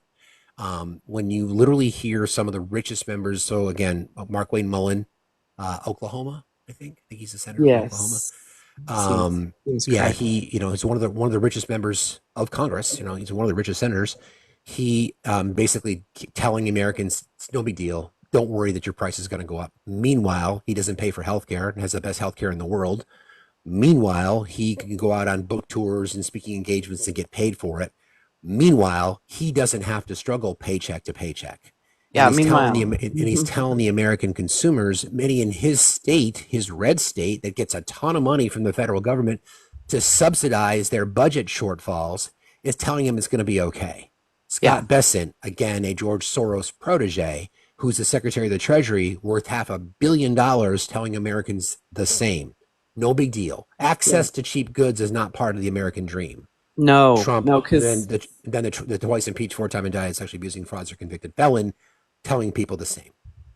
Yeah, and I'm sure if someone were to ask them when the last time it was that they chose whether they pay their rent or get groceries, you know, standing in the grocery store and deciding if you're going to buy an item because it might take you just a bit too far beyond your budget that you won't have enough for your gas tank. Exactly. You know, I wonder when the last time any of them ever had to make that decision. Exactly. I mean, we know, I'm going to put this, we know that the criticism or the talking to the communication style is not working. You know, I like the bypass technique where you try to find, look, I realize, you know, I realize the cost of goods are going up. We're all in a position where we're all paying more. Wouldn't you think we would want to pay less? So trying to find different ways to speak to people. I'm still not there yet, but the realization that the people that they are voting for are standing there gaslighting them. First of all, they don't know what gaslighting is, and the PSYOP. It's still amazing that we're not getting more pushback. Now, the farming community in particular, I'm talking about that one because those communities are about to be harmed again. They got gagged the first time to the tune of having to be bailed out by the Department of Agriculture to the tune of what, $50 billion with the trade war that Trump lost with China the first time. And here we are again. The same thing is going to happen. It's going to be worse this time. And that group still voted for him, and it's just weird. It's really strange. They're doubling down that it was a great idea that they did. And I just, anecdotally for me, you know, my people are still back in Nebraska, and Nobody knows this stuff better than me. Sorry. I still have a lot of people back in Nebraska that, of course, I'm in contact with. My family's back there. My kids are back there. And there's a few of extended friends from my hometown, which is a little tiny town of 1,000 people in northeast Nebraska. Farming is the thing. Like, that's the sustainable thing in that area. And there's these Facebook posts from the people who I already know they've been drinking the orange Kool-Aid for some time now, and they really need to switch to water because oy vey. I mean, you know, it's the whole keeping trans athletes out of sports. They're sharing memes about that. And I finally I don't normally give it energy because I'm just like, meh, I can't. But I finally, at one point, I just had to say something because it annoys me to do it all in text. I'm so used to being able to talk about stuff. So I just don't, the energy is a lot, but I just got to the point where I'm just, hey, I don't know. They were like, how could you not support this? I think they shared a meme about the Democrats voting against protecting women in sports, right? And I'm just like, really? Meanwhile, you live in a community where people are about to go bankrupt because of these tariffs. Like my response had to do with, I get it, right? I get it that you see this and performatively you think it's a thing. And I just laid out 10 people, less than 10 people. So you're putting so much into that. I use the word we, right? Like that's the thing I think was the important thing. The emotional response that I typed out had a lot of you in it. Like you're doing this, you're doing this, you're doing this. And then I pulled back and I was like, okay, maybe if I say we, they. So they, those in power, are trying to convince us that this is something that we need to be distracted by, put our attention to. Meanwhile,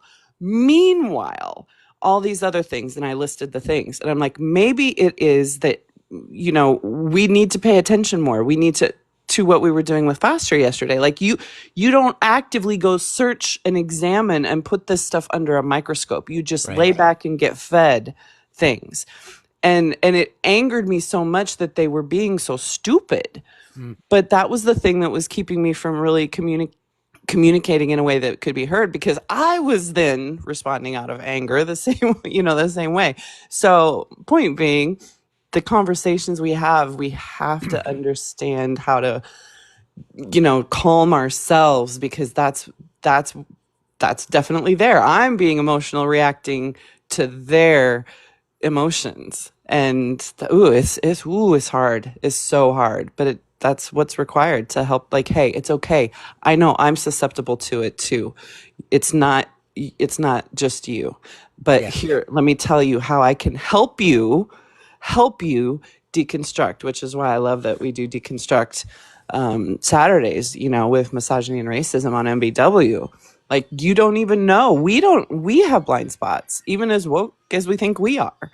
Sure. You and I have experienced it multiple times on this live. Every day. That's right. Good morning, Benny. How are you today? Benny, neighbor from up north. How's it going? Here with you. I'm a big fan, Benny. I'm a big fan. Great. I just want What's on your mind today, brother? First of all, checking in with everybody. How we all doing today? Elbows up. We're doing. Benny. Yeah, we're elbows doing. Up. We were talking earlier about how the volatility of is it a tariff? Is it not a tariff? Is it 25%? Is it 10%? Is it auto industry? Is it all industries? And just the volatility that it's creating in the market. By the way, the market opened up a bit. It's up 53 points right now, or 0.13%, as after another down close yesterday, and the market's been down nearly 1,800 points since Trump took office. So, yeah. They have whiplash. Whatever he's trying to do, whether the tariffs are on, I'm putting the pause on. Cool, cut that shit out. Otherwise, our tariffs are still on. So, bring it. Yeah, I mean, it's what I don't think people understand is I tried to make this point earlier. Imagine being, a manufacturer in Canada or Mexico or the States, and you're trying to navigate through this volatility. Like, do I hire people? Do I have to let people go? Do I raise my prices now? Do I hold off more? Am I going to be able to be out ahead of this thing? So, this is going to cause, whether the tariffs are imposed, we know the damage that, first of all, the tariffs are going to do. But even if they're not imposed, it's already going to cause damage, because how do you operate your business? Like, how do you operate your business? I just so don't much uncertainty. Maybe this is a bit of a stretch to draw this comparison, but perhaps some businesses may have to operate in a similar kind of crisis mode, the same way they did during COVID, right, where there was that same level of uncertainty and dire straits, pretty much. Like, what do we do? Do we let people go? Do we cut wages? Do we close out? Like, what are we going to do? I know that I think what's in the pipeline for Canadians is that we're going to have a fund, so because you guys got stimulus checks. Ours was called CERB. They're doing something a little similar for folks who are going to be, if they're unemployed or directly impacted by it. I would imagine there could be something similar for certain businesses. I can't say for certain, like take what I say with a grain of salt, but Sure. I would imagine there's some kind of safety blanket that'll be put in place for that, at least regarding Canada. But in terms of like American businesses, man, it's like, I joke about it sometimes where I pour my cup of coffee, stand up on my mountain, look down below and see, oh, that's pretty fucked up, eh? Hey, it's true. I found this little audio that I think speaks to what you're talking about, because to me it's not just the immediate, but it's about global partnerships in the future.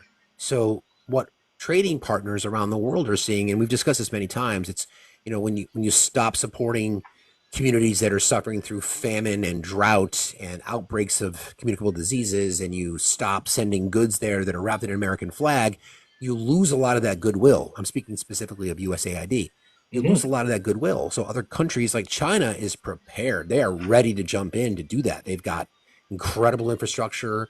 They've got distribution down to an absolute science. It is what they do. So they will be there to pick up the pieces. So, and then we were I don't want talking to say about these they've been trading. salivating at the opportunity for the U.S. to crumble, but they've kind of been hedging their bets on that one for a little while. Absolutely, and keep in mind some of the largest investors in China are people like Elon Musk and Mark Zuckerberg and Jeff Bezos and people like that. So they are betting on the demise of the U.S. Yep. Yeah.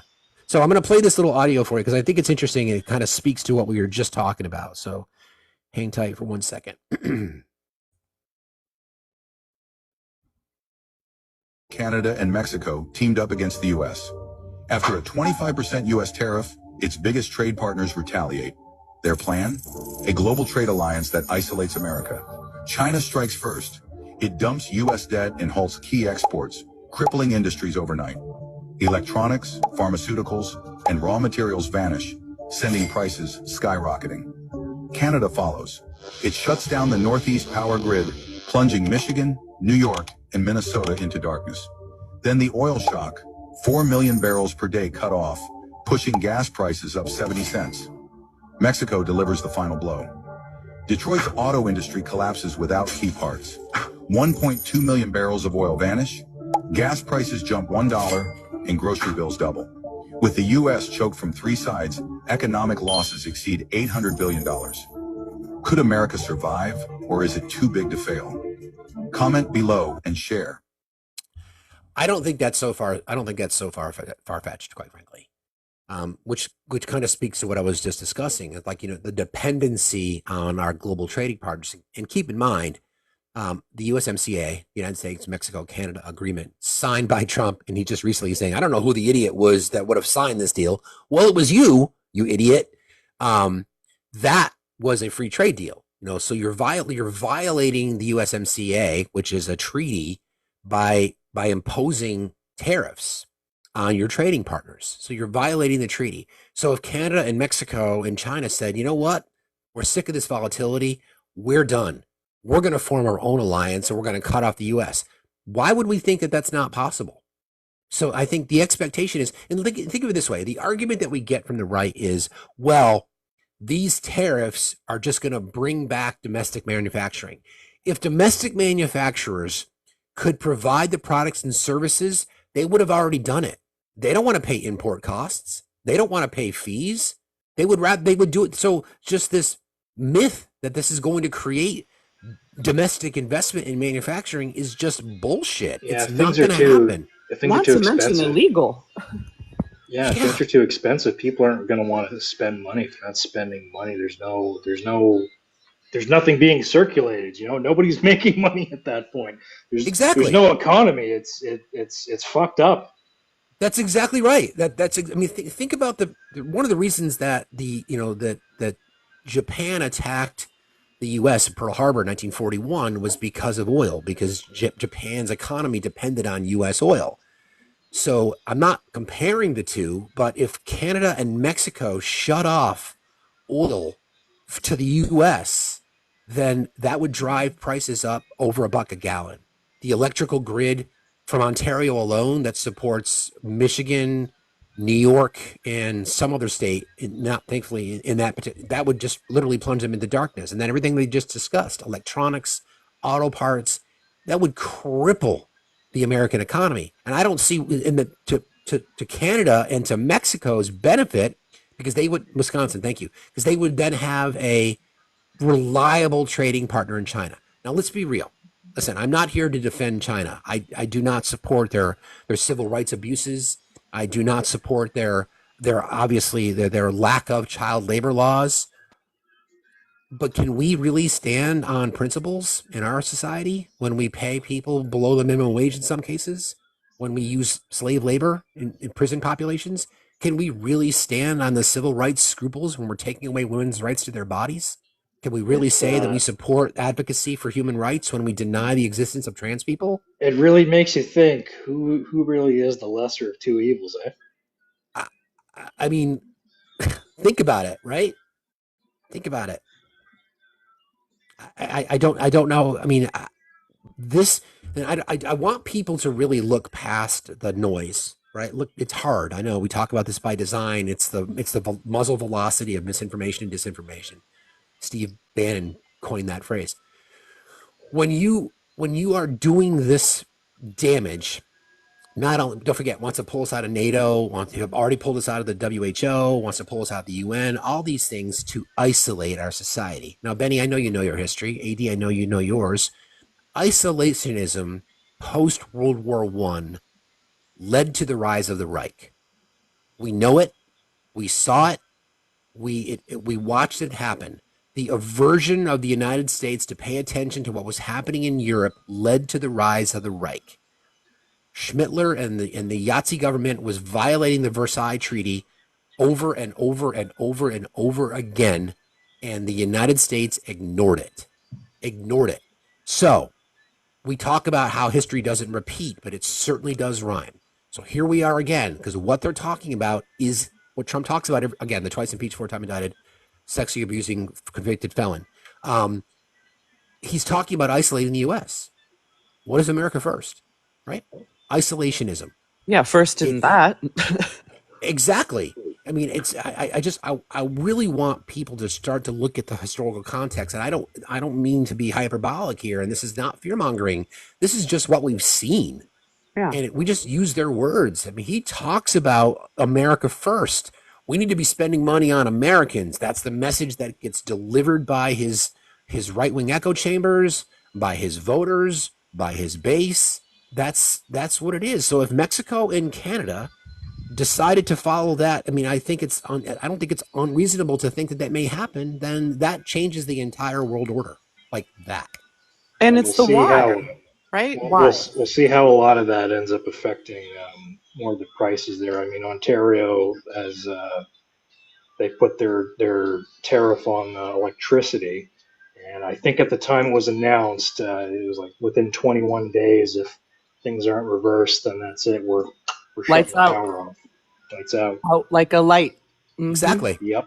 Just like that. And we just saw recently where the Baltic states, Estonia, Latvia, and someone else separated themselves from the Russian electric grid, because for decades Russians have been blackmailing them and using coercion to say, unless you do this, we're just going to cut off your power. So they said, all right, fine, fuck you. We'll get in relationship with Europe.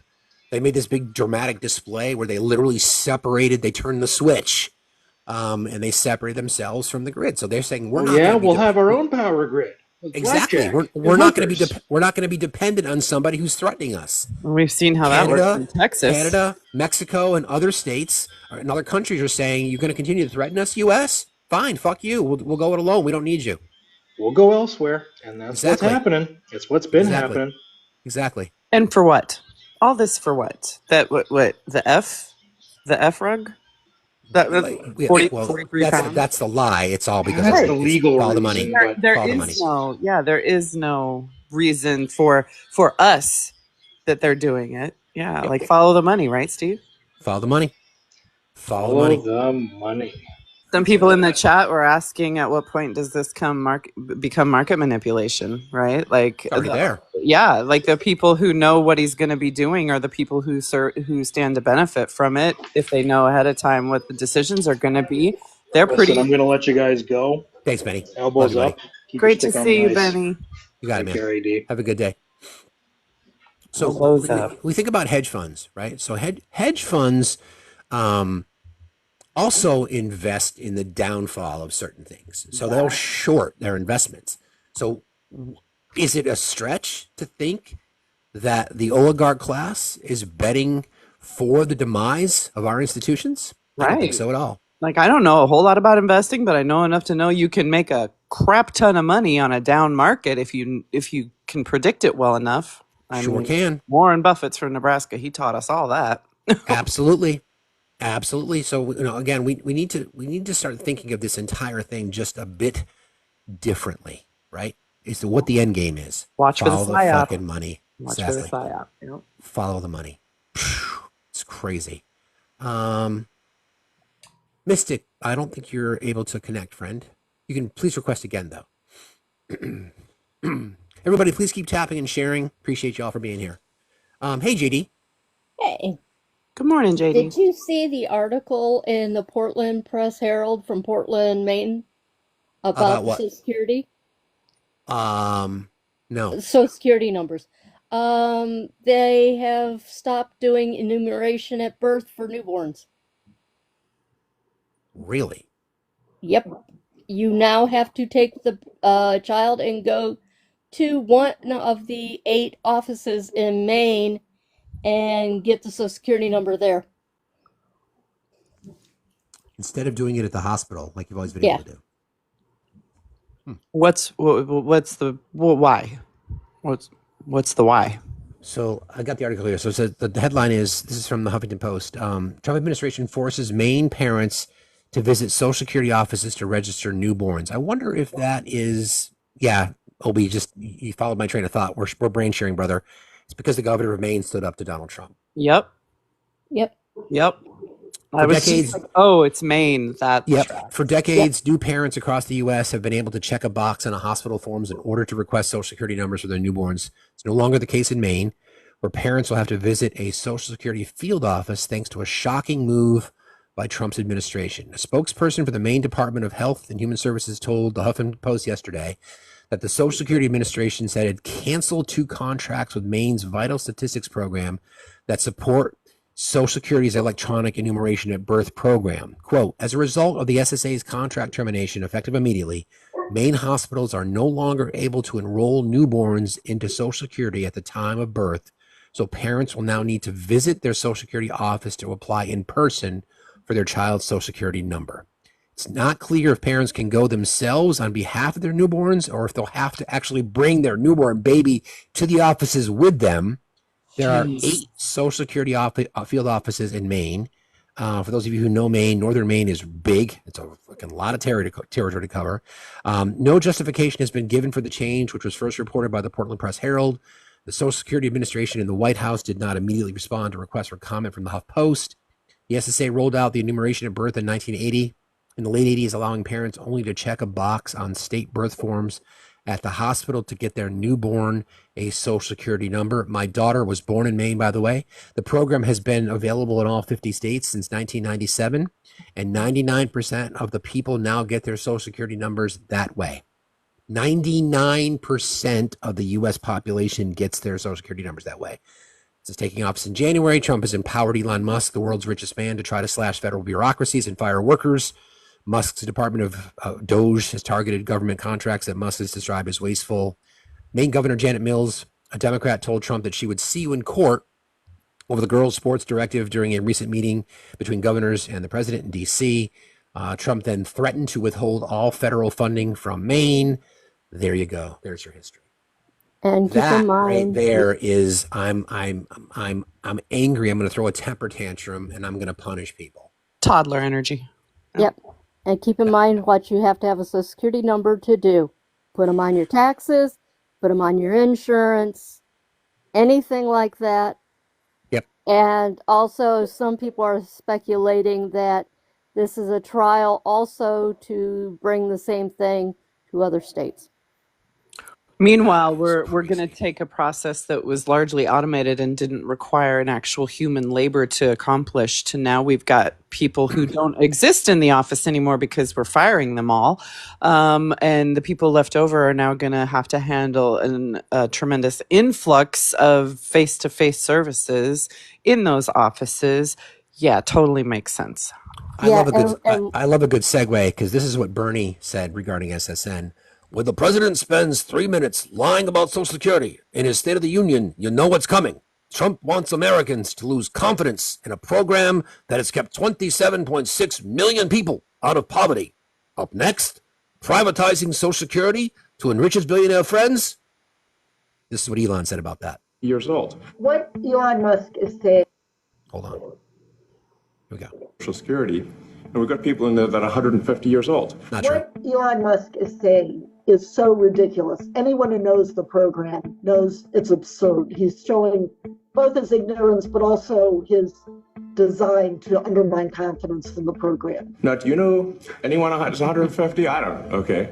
The Social Security Administration is very careful about who gets benefits. And in fact, if you really were concerned about fraud, you wouldn't fire the Inspector General, which is one of the first things that Trump and Musk did. You know, that's a case where, like, I think they're probably dead. It's my guess. The reality is there is no one who has died who's getting benefits. People that are 120 years old up to 129. Social Security is incredibly efficiently run. Less than 1% of all its payments are improper. That is so much smaller than you get with private insurance. And you have to. First Social Security payment went out in like the 40s. So the program itself have only existed for 80 years.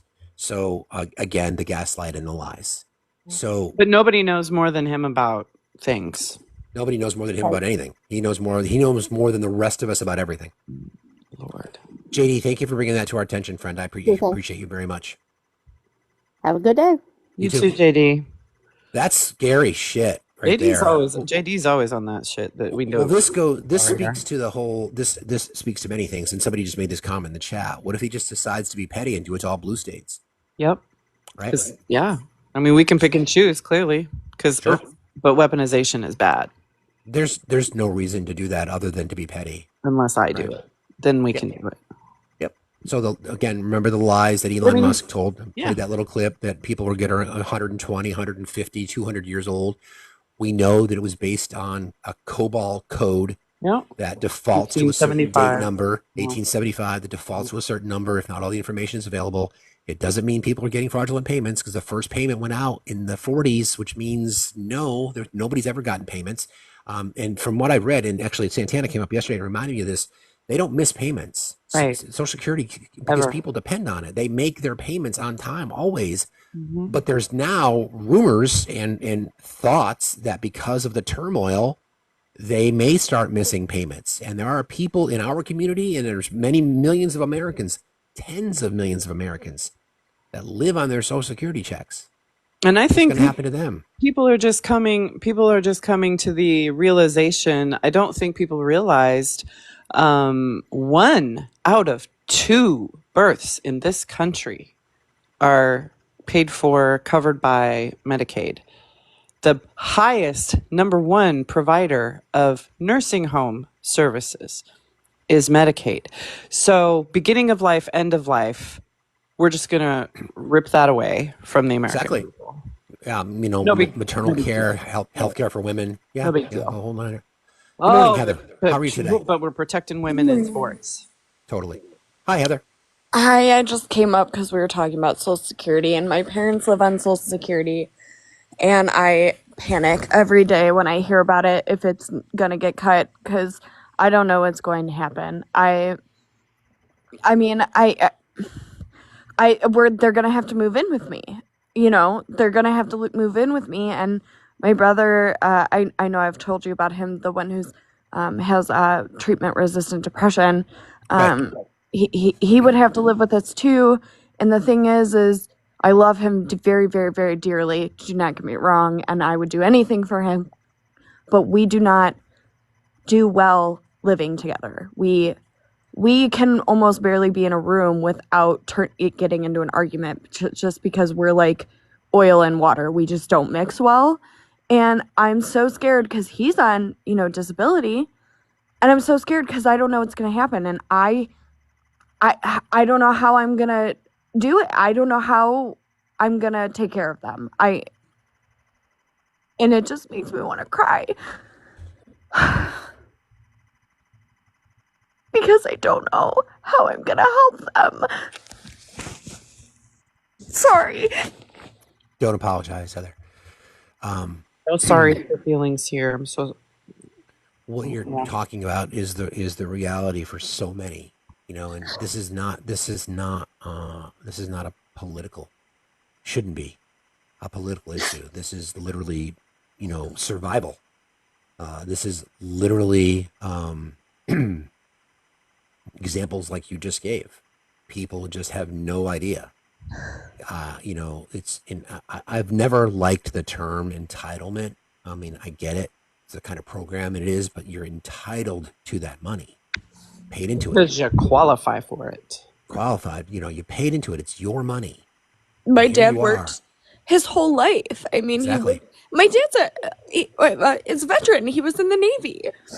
You're talking about cutting like his Social Security that he paid into.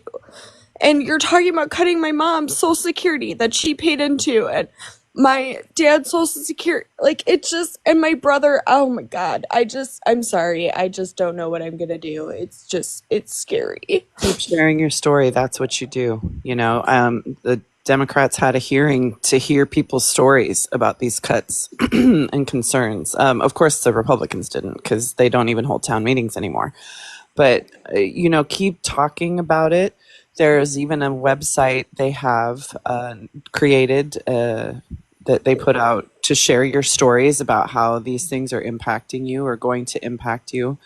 It may seem like a small thing and maybe not something that will actually do anything, but it will do something for you, and that will help you feel like you are doing something, which is that alone can help ease some of that overwhelm, because it's so much and it's a lot. And any little action you can take to feel like you're speaking up, being heard, that's everything right now.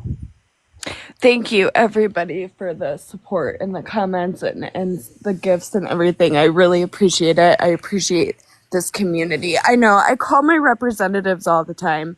I just pull up my 5 calls app and I go, hey, Bernie, it's me again, Heather. So I do that, and I go to protests and stuff. It's just what was the name of where you said I could share my story? It's in the Discord, I believe. Hakeem Jeffries announced it.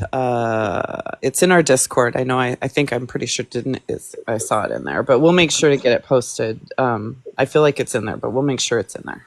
Okay, perfect. I will go and do that, because I'm sure the mods know what I'm talking about, because I think it was in our launch chat. Yeah. Because I'm trying to do anything I can, every little thing I can. Like, I'm absolutely not going to be sending an email to Doge about my cycle. I'm not going to be doing. No, I would never do that. Never do that. Never. I would never do that. Never. No, Don't do never. that at all. Don't do that at all. I would never do that. I'm in menopause. They probably don't want to hear about how that works for me. Yeah, they definitely don't want to hear about how that works. Don't want to hear my day to day. Correct. Never. Never. Never. No, never. We love you, Heather. Keep I fighting. Make sure you keep fighting. Don't ever forget that, you got a community here to support you. I know, you guys are the best. I'm so glad, so grateful for you guys.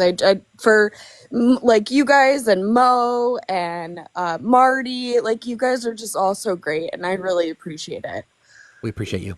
Thank you, guys. Thanks for being here today. Good to We love see you. you, See you Heather. later. We love you too.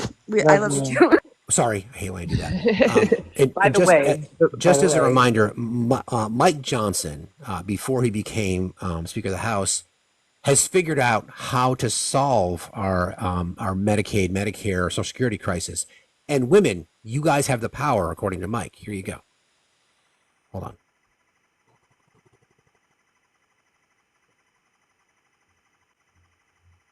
Wait. I'll get it. I hate it when I miss my cue. Damn it. You got this. Here we go. By the way, the chat. Oh, I'll say it after you go. Okay. Why is that doing that? It's weird.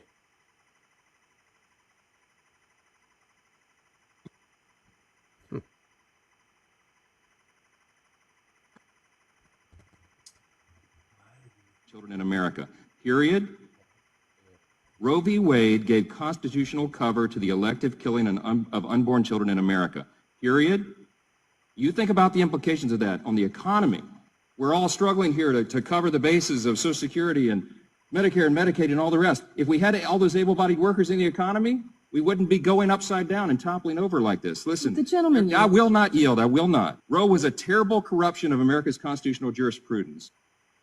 So, ladies, and those that are able to bear children, it's on you. You guys can just fix the problem. So not only are you breeding factories, but apparently your employment agencies as well. Yeah. Because all the babies that you're going to be forced to give birth to, although in Maine, you're going to have to find a different way to get them a Social Security number, those newborns can contribute to why it is that we don't have enough money to fund Social Security.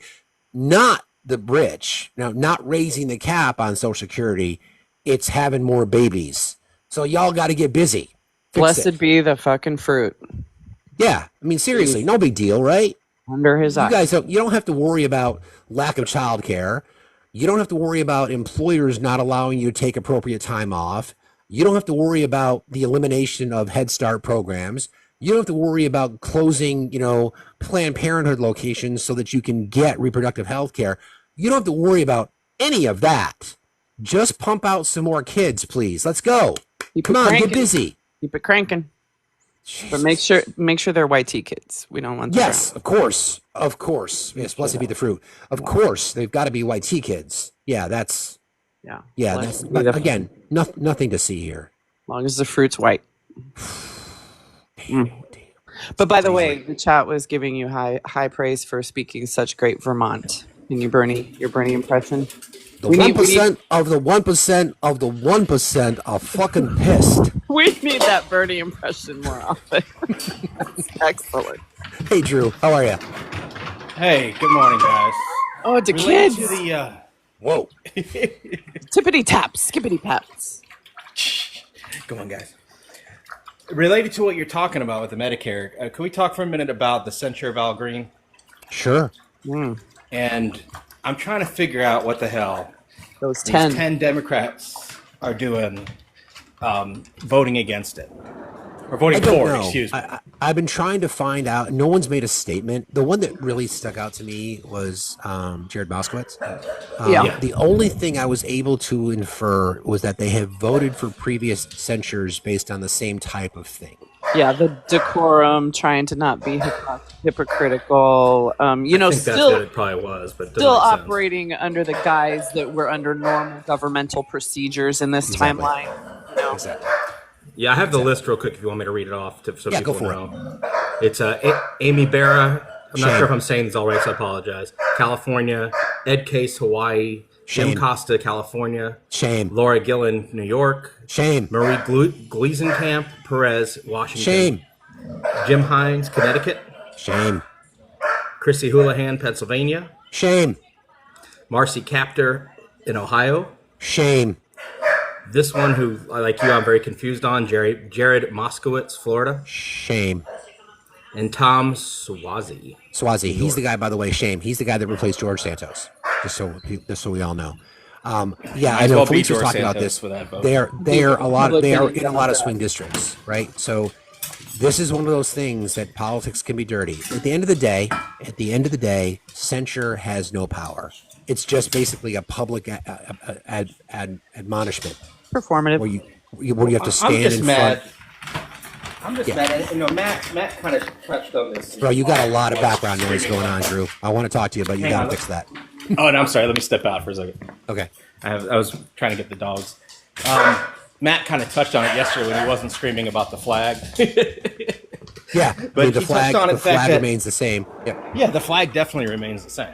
Yeah. But he kind of touched on the fact that, us as YT people and the folks who have all this privilege, aren't doing enough. You know, like when he stood up and he yelled at at President Trump, why weren't people getting up and surrounding him? I know. Where were the other Democrats? Why weren't they standing between him and the sergeant at arms that were coming to get him out of the room? Exactly. You know, or why weren't they looking arms with him and walking out with him then? Why Too weren't busy they holding their singing that paddles. song? Yeah. We shall Why overcome weren't they yesterday. singing that song instead of just waiting until he was censured and then singing this song? You know, I please sing the song. It's a great protest song. It's but because, why aren't you doing it because in front status of the quo public? Democrats, and the moderates within the Democratic Party are feckless fucking cowards. That's why. Yeah, it's a shame, and that's where we're at. That's where we're at. They're too worried about losing their corporate money, and they're too worried about losing their power. This is the time. They need to go for it, and they need to go 100%, or else it's going to be too late. We're not going to be able to do anything. Listen, I mean, I get it. You know, I understand the long game perspective, and I know a lot of them are in swing districts, and I understand that the political side of it. But let's be real, it doesn't look good. It doesn't look good to have a well-respected black man with his cane. And remember, Al Green is the guy who dragged himself from the hospital bed to literally to go vote for something, right? That's how important this guy is. He knows he knows about the medical, you know, how important health insurance is and how healthcare is. I mean, he's very passionate about it. Exactly. He knows. Exactly. So we will actually. I'll ask the mod team if you guys could just build the list in Discord for me. I'd appreciate that, and we'll get the email addresses and we'll try to make it easy for you guys, and we can just start emailing them. That was on my list of things to do anyway. But Very I understand. Like you can't. You know, not is it survive today to thrive tomorrow? Even that I feel like is BS. I live in the purplest state in the country. Yeah. You didn't see in Arizona? No. Yeah. Moskowitz did vote to censure him, Erica. I'm not sure if you knew that. But again, the reality of it is, you know, if you survive today to thrive tomorrow, I don't know. I just want somebody to come out publicly and say why they did it. And that's what I'm waiting for. And I've liked Jared Moskowitz, and I'm not, listen, I said this before. We'll talk about this in just a minute. We've got the big vote on the budget coming up. If any fucking Democrat votes to save Mike Johnson to get his legislation across the finish line, they're going to hear from us, aren't they, friends? They are going to hear from us. They need to hear from us loudly. They need better to hear hire from us. some extra staff. Correct. Yeah. And again, they're That's all I not got, going to want to Steve. know I just anything wanted to bring about that monthly up. cycles. They're going to not want to know anything about, menopause. None of that. They're not going to want to know about any of that either, are they? Of course not. They're not going to know. They're not going to want to know any about that. The flag will stay the same. Yeah. Flag will stay the same. The flag will stay the same. Hey, thanks, Steve. Have a great weekend, buddy. You too, Drew. See you later, buddy. Hi, Drew. Take care. Yeah, listen, politics can be dirty. Let's be real. I mean, This isn't politics, though, Steve. That's the thing. I was just going to say that. I was literally that. This isn't politics. Exactly. No. This is not politics. This is an issue that is part of why the Democratic Party gets the criticism, and deservedly gets a criticism in this case, right? Yeah. You've got to just put it all aside and say, you know what, this is too important. And I guess Voters in their districts aren't going to even remember that. That's the at whole point. all. No. And not only, and if you think about, I was watching the media coverage about Elise Stefanik's response, which, yeah, the words she said were all accurate and meaningful and all that. But it landed so flat because this is not the time to be diplomatic or state facts, or it landed about as well as what facts land with anybody that we talk to. Correct. You know, it wasn't what we needed at the time. And I'm mad at the media for propping it up like it was some great speech because she only talked for 10 minutes and everything she said was so accurate. All true, but no. Like, no. What the right is really good at is marketing a message. Yep. We suck at it. We do suck at it. We don't. Again, I say this before, and I'm careful how I say this. But talking about human rights is boring. It doesn't elicit the amygdala response that other things do. Until it hits your own. Exactly. When you talk about it in the large ass umbrella, it's boring.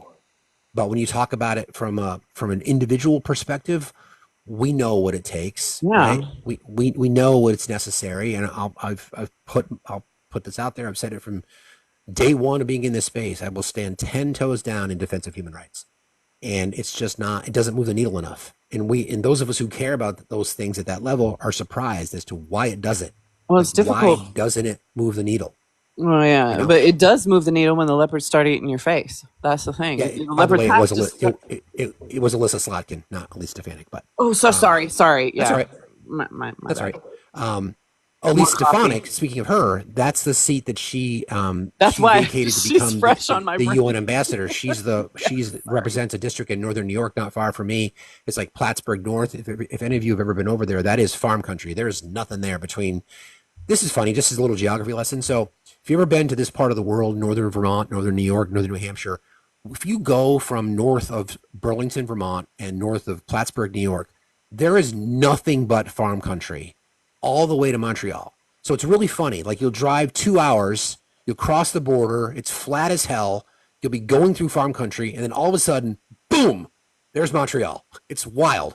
Anyway, that seat that Elise Stefanik had to give up to become the UN ambassador is also going to be a special election. New York laws are a little bit different. That special election needs to happen within the next 90 days. We know coming up on April 1st, 2 big elections in Florida. District 1, Gabe Alamont. District 6, Josh Wheel, both running to flip seats. I don't know as much about the race in District 6, but Gay's been on our show.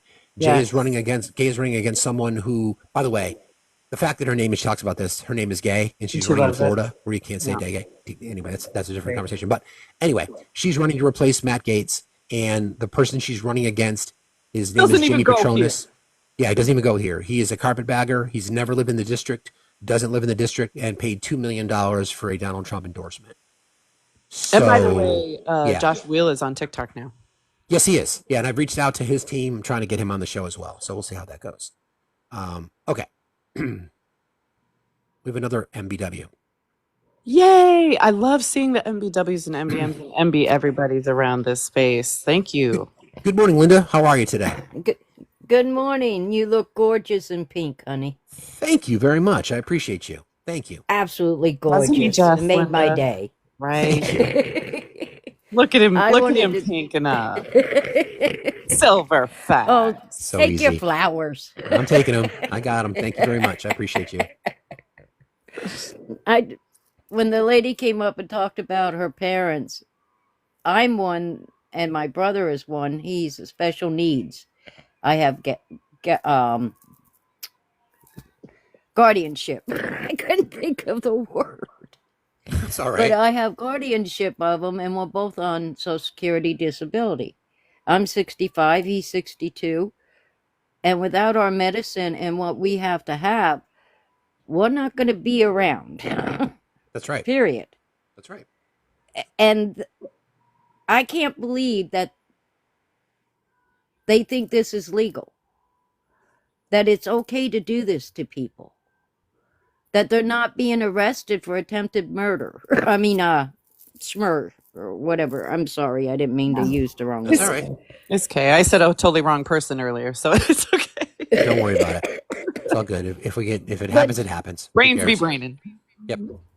I mean, am I the only one thinking this way? That they are just downright killing people, or Unaliving? unaliving people, Well, and nothing's being done? It's a byproduct that they don't care about. Like I'm not going to say The collateral damage isn't on the rate. It's like they are accepting of a certain amount of collateral damage in order to get done what they want to do to consolidate power. To enrich themselves. Okay, yes, so exactly. who's the collateral damage? What if The rest of the us. shoe was on Rest the of us. other feet?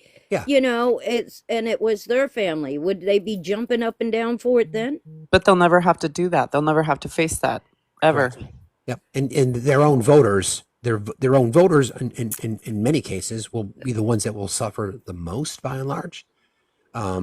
Just because of the fact that, again, I've said this before, marginalized communities, even when things are going well, are always the ones that suffer. So now that has spread to rural, middle class, and lower class white voters, farmers, laborers who are going to feel the effects of these things that we told them. So their sisters, their wives, their daughters will not have access to health care. Their parents, their grandparents will have their Social Security stripped. Their friends, their neighbors will lose access to Medicaid because this is what they voted for. But see, that's where there's an opportunity, right? Because if we are loud enough and we are mad enough, then the big money that supports them, where these folks can, where Trumpy Dump can threaten to primary people. Oh, you can threaten all you want. They're tired. Your big money campaigns, we're going to see the lies for what they are. Like it's the folks who are funding the campaigns that feed the people who those representatives who want to continue to support because they're afraid of losing their seat. They're afraid of the pushback. Now they're starting to get pushback in the town hall, so much so that, don't have those anymore. We don't want to hear about all the bad things that we're doing, right? Oh no, you'll still hear about it. You may not come to us anymore, but we will go to you, right? Unfortunately, we're like, whenever you were in school back in the day, and the whole class got in trouble for the couple of bad kids, and you all had to sit out for recess. Yeah, we're all having to sit out for recess while the bad kids get put in line. That's the sucky part. But it never threatened lives. I know. When we were the bad kids in school. It's not a direct threat. It's just it's a covert threat. But thanks for jumping in today, Linda. I appreciate you. Thank you. You got Bye-bye. it. Have a good day. People have been unalivened because of their policies already. They want us immune to it. They want to normalize the pain. So jobs report came out. Thank you, mods, for reminding me of this. I had this on my radar today. So the U.S. economy added 151,000 jobs in February, below estimates in Trump's first full term. But the unemployment rate has spiked up. So the initial estimate was 175,000, so it fell well below that. And as a reminder, Joe Biden created more jobs than any president in history. We saw job losses under the first Trump administration, and we are already at a point now where his first month in office, and we are seeing the job market underperform, and unemployment has spiked up.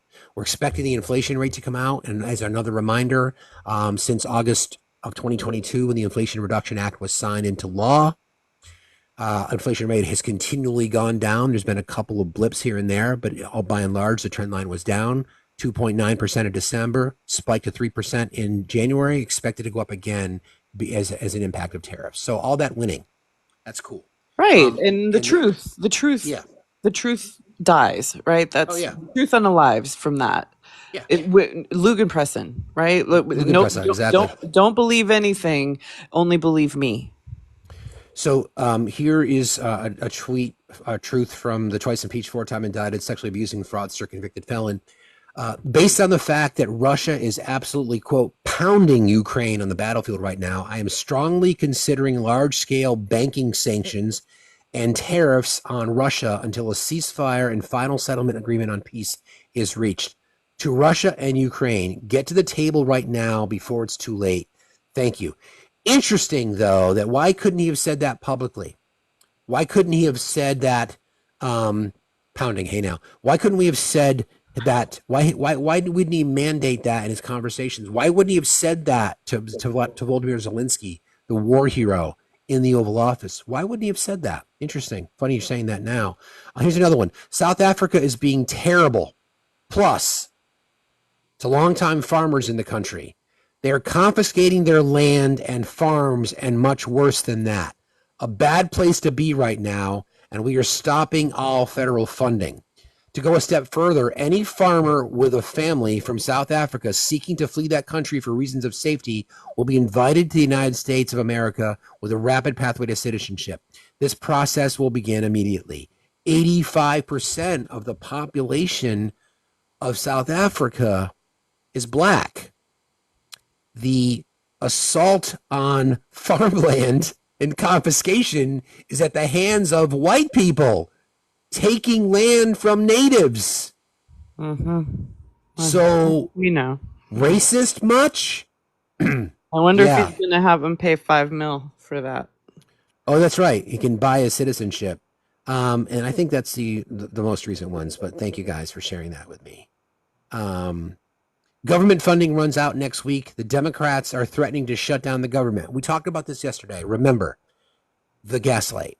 When you are in conversations with your friends or your brothers and sisters that are MAGA or the Republicans in your family, and they start spewing that, remind them that, well, I thought, isn't the Republican Party in the majority? And the answer is yes. So basically, you don't need a single Democratic vote to get that across the finish line, right?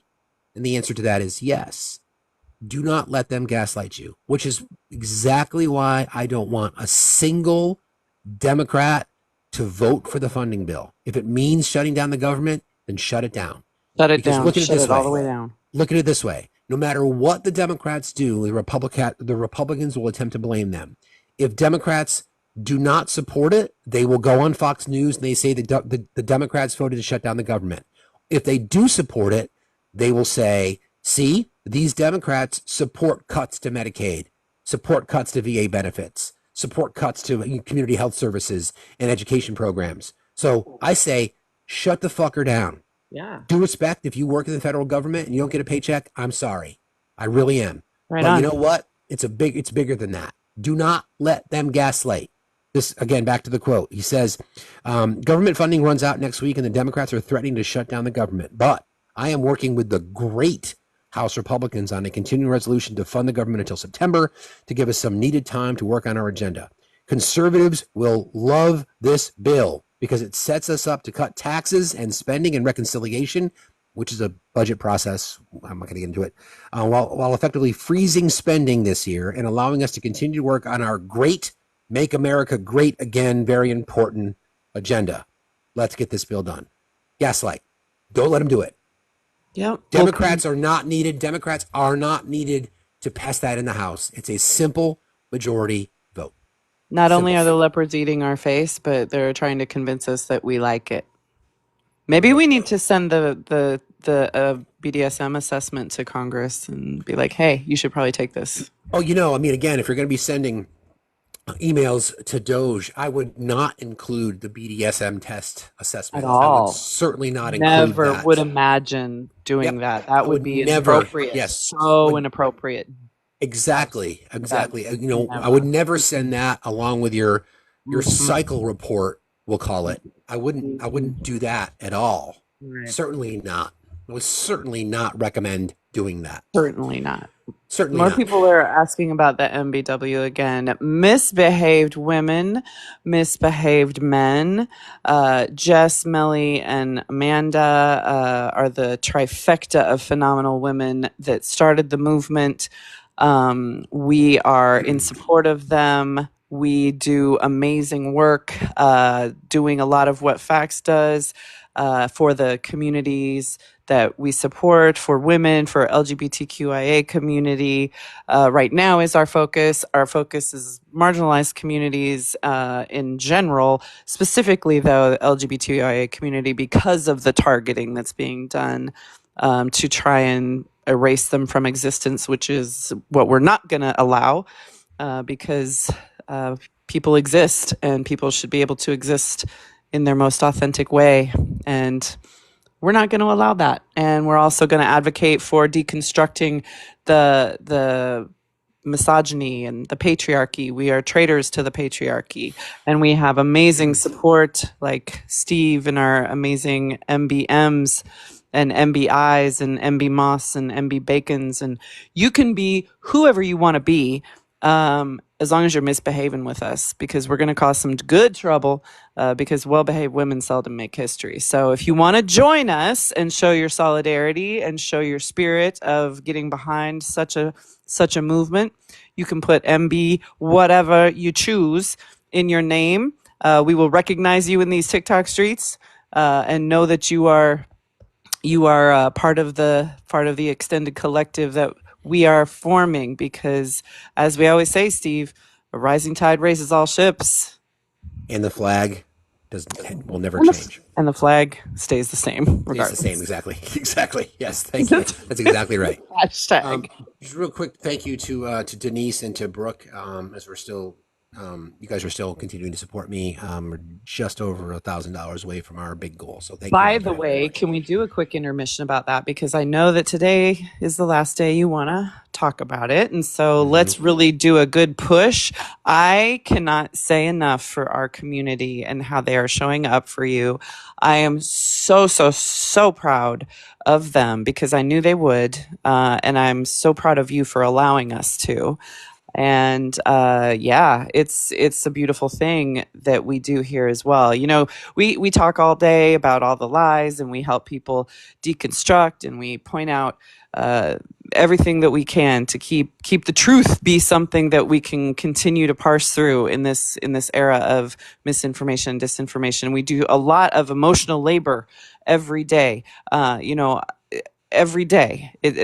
It's more than just we hop on a live and we just roll, right? There's behind the scenes in our Discord. Focus, focus, focus. It takes a lot, right? Let me tell you though, when people need each other, what I think it's the best thing about what we do isn't the actual work that we do, but it's the fact that we have this phenomenal community that shows up for each other. And I am just so incredibly inspired and I knew they would, but knowing they will and then showing it happen, that's a whole nother thing, and it just warms my heart completely. Joy is an act of resistance, and I am joyful about how much people have been showing up for you, and I'm so incredibly I'm proud of you for letting us, because I know how hard that was for you. And damn it, Steve, take your flowers. Thank you. I will. Someone had just asked. Last week, literally just hours before my daughter and I went to California for a college trip, my son was involved in a DUI-related accident. No one was hurt. He was fine. It was come to find out it was the second one that he had in a month. He's been struggling with alcohol for quite some time. So as I was getting on a plane and flying to California, I was making arrangements for a facility in our state that I could send him to. Insurance doesn't cover it. It's a big number, but he's there for 30 days. And I know that this is the first step in his journey. So I'm so grateful to help for people helping me out. It is, as Amy Dunn put it, it's just not something that I would ask for. But I've been encouraged to ask. So that's why we're asking. And it is I talked to him briefly just a day and a half ago. Just because we're working out court stuff. So he's got that going on, that I'm trying to get some people to help with that. They've been kind and gracious there. And there's going to be follow-up care, and there's going to be a whole bunch of other things related to it. So again, thank you all very, very much. And I'm really humbled by it. Pay apps are here. Cash App, Venmo, and PayPal is the same. So thank you guys very, very much. I appreciate you. I'm so proud of him for taking that step and for being willing to figure it out, you know, because he didn't have to. You know, he could have just kept going down that self-destructive path that, you know, we all understand because we've all been down that path before. Yeah. And it shows a lot of inner strength and resilience that he's even in a position to be there. And so I'm hopeful and optimistic, and he has you for a dad. So he's already got a lot of protective factors in his favor, just having you for a dad. Appreciate that. Appreciate you saying that. Yeah, it wasn't easy. I wouldn't say he went entirely willingly. It was begrudgingly. It was begrudgingly, but we got off the plane, literally got off the plane from California, didn't even unpack, just put him in the car and drove him down there. And it was a really, it was an intense conversation, I must say. The 2-hour ride down there was pretty intense. Just, he's going through stuff. He feels miserable. He feels like a failure. I sort of felt the guilt around that, and I know I'm not supposed to, and I'm working that through, and I will. Yeah. But I know it's a demon. I know people battle with it, and I just hope if my asking for help in a situation like this inspires others to do the same, I hope you'll do it. If my talking about this publicly, accepting the fact this is something that's happened to my kid and my family, that we're far from perfect, things happen. I hope that will empower other people to feel like it's not your fault. Things happen, and just being there for your family and your kid. I don't understand why all parents wouldn't do things for their kids if they could. But that's just me. Anyway, I hope it's inspiring. So thank you all very, very much. It absolutely is, and I love you. Love you too. Thank you very much. Okay. Just a couple of quick notes on some things. We have been, and sorry, I've been bouncing around a little bit today, but there's just been these little segues to things. First of all, Eve, I love you. So Eve and I had a good conversation last night about me trying to provide more details on some of the information that we talk about on our show. So we have a show prep folder in our Discord that's access to just of our team, and then a lot of the information that gets put in there ends up on the Facts HQ live sources and the news feed. So because I bounce around like a gopher, I don't always do the best job of informing our team what's going to be Very discussed. Vermont of you to say that. Pretty much, yeah. So I'm like, oh, I thought about what about this? What about this? And my memory kind of kicks in, and I'll grab something. So I'm trying to do a better job. So the things that we talk about, not everything that we discuss here is going to end up there, just because I might forget, my ADHD might kick over, or I'm going to be like, does anybody really want that information? So I'm trying to do a better job. And everybody, hearts in the chat for Eve for grabbing me by the neck, saying, dude, send me this shit, please, in a loving way. Yes, the shiny thing, exactly. So, and we have a newsletter. Can I just give Eve some flowers? We have a newsletter that she that she puts together. Oh my stars! That this woman and the bookmarks. If you order, let me just do a shameless plug. Sure. If you go place an order, if you subscribe, you get 10% off any merch order, and if you place a merch order, you get a beautiful, lovely homemade bookmark. Eve made these bookmarks, Facts Don't Matter bookmarks, with this bespoke sweet message on the back. She sent me a set. They're just lovely. She wraps them in a sweet bow and even puts a little ice cream stick in there to keep them from bending in the mail. Like, this woman is beyond a treasure, and we love her. Our entire mod family, they all have such amazing skill sets in and of their own, and all fill in the gaps with our whole production, I guess, if you want to call it. Like, everyone is so skilled at what they do, and everyone's strengths are so elevated. And I'm just every time I see stuff like that, I just am so proud of being part of this fam. Just as a reminder, so sometimes Cash App, from fraud protections, oftentimes based on velocity, I'm not even sure what the numbers are, how many they receive, but oftentimes the payments just don't go through. So for so people that are incredibly kind and wanting to support what we're doing here in my situation, some of your transactions in Cash App may not have gone through. That would include Shelly, Amy, Brooke, and Julie. Venmo is the same handle if you have Venmo, otherwise PayPal. Anywho, so back to the show. We were talking about some of the issues that, specifically as it relates to Ukraine and Russia, and Volodymyr Zelensky called this out during that horrible Oval Office meeting about how the expectation is that any deal negotiated by the Trump administration will hold because Putin will honor it. Between 2014 and 2022, Ukraine held 200 talks with Russia, reaching 20 separate ceasefire agreements. Russia violated all of them, and then led up to the invasion in February of 2022. Those advocating for negotiations are either uninformed, misled, or aligned with Russia. Point being is that an expectation that Putin would honor a ceasefire is bullshit. Bullshit. So why would Volodymyr Zelensky, a fucking war hero, by the way, expect Vladimir Putin to do anything other than do what he's done before and violate ceasefires? So there's that. And can we just talk about, again, the PSYOP? There are American citizens now fixing their brain to say, yeah, I'm on that side. Yeah, I'm pro-Putin. Yep. I'm going to defend that guy. That makes sense. Thank you to Shelley, to Julie, to Kimberly, to Paul, to Amy, Kim, Raython, Puggles, Lacey, Lisa, and Denise, and Brooke. Guys are awesome. I know it's by design, friends, right? Think about it. It's by design. It's part of the PSYOP. It's part of the misinformation, disinformation campaign. What I always find fascinating, and you guys know I've spent a lot of time talking about Russian propaganda. I've studied this for a long time, so I'm I consider myself very well informed on that topic. Not an expert, but very well informed. This has been, you've seen elements of Russian propaganda infiltrate so many aspects of our society.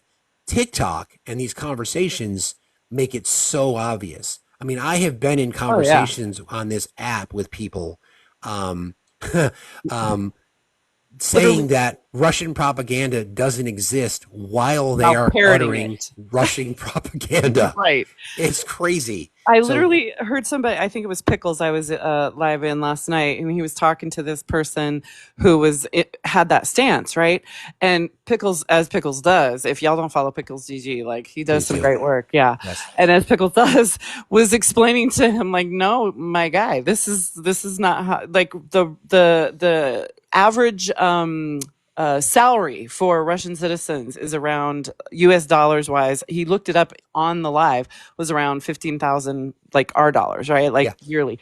This guy literally fixed his brain to frame that to say, well, but are you looking at the cost of living in Russia? I'm sure that's probably okay given the cost of living that's there. The fuck? Yeah, I know. The fuck. Exactly. MBW Mama G, how are you today? I'm all right. How are you? Doing fine, thank you. What is on your mind? Oh, so much is on my mind. Jeez Louise. Seriously. Well, I know. It's like, what is the better Join question to the be asked is club. like, what isn't on your mind? Yeah. My mind never takes a break anymore. No, it doesn't. I don't think I sleep more than 4 hours a night. Nope, It's sure crazy. don't. Yeah. So to what you were just talking about, I live in Pennsylvania, and not my county, but the county next to us, one of the state representatives whose husband is the pastor of a very large church in our area, and she is absolute MAGA. I commented on one of her posts, and I have, it was on, the Book of Face, and I have my profile picture has I support Ukraine, and one of her Christian followers told me to go to Ukraine and fight and, DIE. I was like, oh, good Christian. It's crazy. Yeah, that's the talking point that a lot of them have. Like, oh, you want Americans to go unalive over there? Like, to keep the rest of us from falling under authoritarian regime. Yeah, I mean, seriously, do you think that plus they don't even understand. And Steve, you can probably speak to this more than I can. I barely understand it, but Ukraine controls a lot of shipping. Russia takes that over, they can keep the rest of Europe from getting like grain. Black Sea through Crimea. It's like the only warm water point that Russia has access to. Like, why would we want to? Why do we care? Okay, American isolation strikes again. Yeah, it's literally insane. But, there's been a lot of talk today. I've been watching for a while about the Social Security, the Medicaid, Department of Education. Like, that just affects my family in so many ways. I have a 30-year-old daughter that's disabled, and she lives at home with us. And to not have Medicaid is literally a sentence of her life, and what would they do with her? Because she also has waiver funding that pays for her care, so that we can work. Without that, what do they do with her? It's insane. Okay. And, she's 30. So I have been fought with the school to get the help that she needed. I used an advocate from the Department of Education. And without that, where would she have been in school? Who knows? She was in life skills, and they were so helpful. And people don't understand, what the Department of Education does for students like her. And also, we're raising our granddaughter who's 12 years old, and she has serious PTSD and anxiety from trauma at the hands of her father, like severe trauma. And she also has Medicaid because she does not live in her natural home. And, she receives mental health services. She also has an IEP. Our school district has an amazing emotional support teacher. Without him, she wouldn't make it through her school day. You know, she has horrible, horrible social anxiety. And I have had great conversations with this teacher, and he worries about his job. I was just going to say his job probably won't exist. Yep. Yep. I went to the school to pick her up yesterday for an appointment, and our school has had, you know, great signage. It's the Bulldogs is our school mascot, and they have bark rules, and they include diversity, inclusion. All of the posters were gone. All of the signage, the bright, you know, reminding kids in the stairways to be kind to everybody. And I was just like, wow, that's just devastating. And we live in a predominantly YT area, and my granddaughter is mixed race, and she already struggles. And I'm just waiting because, man, I will go in that school, you know? That's the thing, right? And people are like, what can we do? What can we do? There was someone in somewhere, it's all blurred together, but like they were speaking about what can you do when you see these policies happening, when you hear these things? Go to your school board and ask questions, ask why. Especially those of you who maybe don't have kids at home need to show up at school board, because the parents who would need to show up there can't because they're taking care of their children. So That's right. I'm one of those people here in Arizona.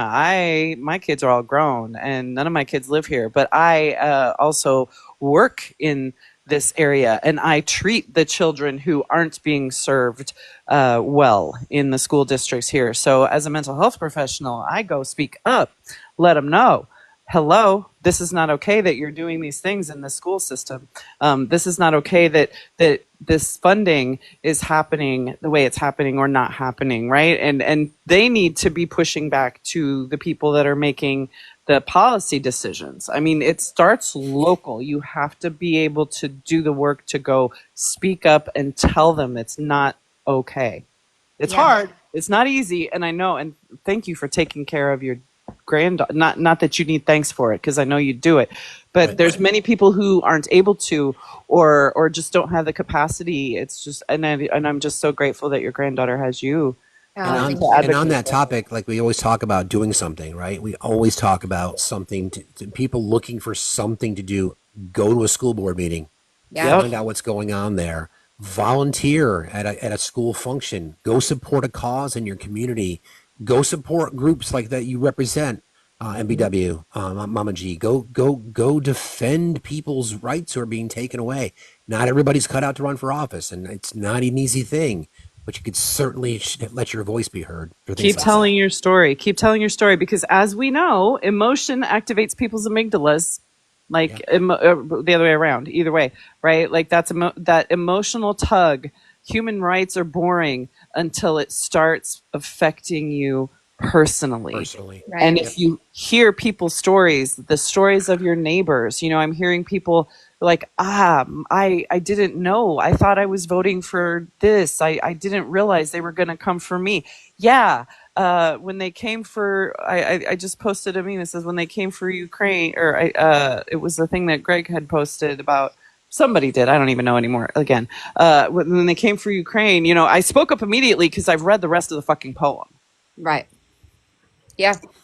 But I've never gone to school board meetings, but after walking into the foyer, they don't let you go very far in the school anymore, and seeing the bareness, I was like, no, this is insane. Exactly. And oh my gosh. I live in Pennsylvania, so I am thankful that we do have Shapiro, but I live in a very red area, and my parents are MAGA, which is insane. And I talked to you one other time, Steve. I was crying my face off, but I just had a conversation a week or so ago with my mother about the Medicaid. I sent her an email that I received from my daughter's, who pays for my daughter's care, and they sent out this thing, Save Medicaid, sign this petition. I sent it to my mom and I was like, this is going to affect her. Then what?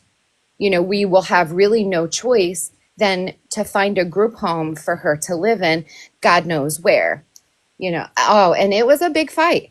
She didn't believe me. I was like, okay, well, when your Social Security is cut, I'm going to send her over to live with you, when her Medicaid is gone. And this girl has some behaviors, let me tell you. She's 30 years old. As we're talking about the subtleties and how we communicate with people, maybe an argument or a tact to take, maybe, well, what if I'm right? Right? So it's instead of people, I think it's easy for us to say, well, no, this is what they're doing. And people are going to choose not to believe it because they're getting their news from one particular source. So it doesn't matter what our correction tactic is, and even the bypass technique may not work as well. It might just be, what if I'm right? What if what I'm telling you is right, and you do lose your benefits, and they do go away, and you do lose your Medicaid, and the prices for your insulin goes up through the roof, which we've already seen. Yeah. And maybe press them to answer that question. What if I'm right? What are you going to do if that happens? Yeah, that makes sense.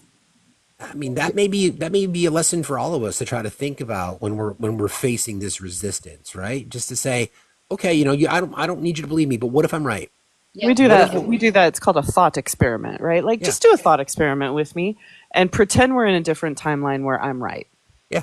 What would that be different? What would be different for you? Because then they can kind of allow their ego to drop because it's not a direct attack on what they believe themselves to be, right? I'm sure, given the phenomenal human being that you are, that your mother, your guardians, your parents, they did some things to make you this phenomenal human. So I got to believe there's some core stuff within them that is virtuous, and if they could be deconstructed, they would be very angry about the things that are going on. But because they've bought into this now it's kind of that we talk about sunk cost fallacy, right? I'm in for a penny, in for a pound right now. If I say that I was wrong, what does that say about who I am?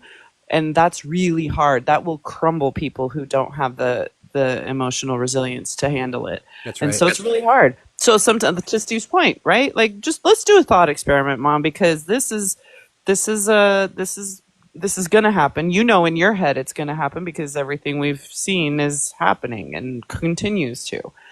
Yeah. But it's hard. It makes a lot of sense. It really does. And it's just really insane to me. Like, my stepfather is all of my life. He's been in our life since I was in like the 6th grade. And he is the smartest, most level-headed, accepting person. And when I realized like how mega he was, he made a racial comment. There's a lot of Haitians. There were a lot of Haitians in our area. They're here on work visas. I don't see very many anymore. But of course, he used the N-word. And I was like, are you kidding me? Meanwhile, I'm raising my mixed race granddaughter. And I was like, I cannot believe you just said that. To see this man who's 62 years old, has been so level-headed his whole life. And now he is just this different person. It is crazy. I mean, that's just proof, like what I say. It doesn't matter how smart you are or what your intelligence level is. We are all vulnerable to the effects of the psyop if given the right circumstances for our brain to take root, right? That's Like, right. it doesn't matter how smart you think you are, unless when your emotions are triggered, your critical thinking skills go out the window. That's why, we say don't respond to an email when you're mad, because it'll come off, not the way you really need it to be productive as far as the outcome of what you want, right? It's just going to be venting. Yeah. It's all about that thing of somehow he's connected with something about MAGA that feels good for him to get behind because it resonates with him in a core level. And that's what you have to figure out. Mama G, thank you so much for jumping in today. Yeah, I really thanks. appreciate you. Thanks. As I always. love watching you guys. Thank you. Like, I always feel some sense of, I don't know, normalcy, I guess, having We'll people take that, it. We could all use a little dose. Thank you so much. Have a yeah. have a Thanks good for the weekend. Okay. MBW too. Thanks for the We appreciate support. you. Love that you're Oh, with yeah. us. Thank you, Mama Yes. G. Love you Talk to you guys. soon. All Thank right, you. Lovey. All right, You bye. bet. So our team managed to pull together, our freaking team is awesome, pulled together some of the statements, and I wanted to get to this. Some of the statements from the 10 Democrats who voted to support the censure of Al Green.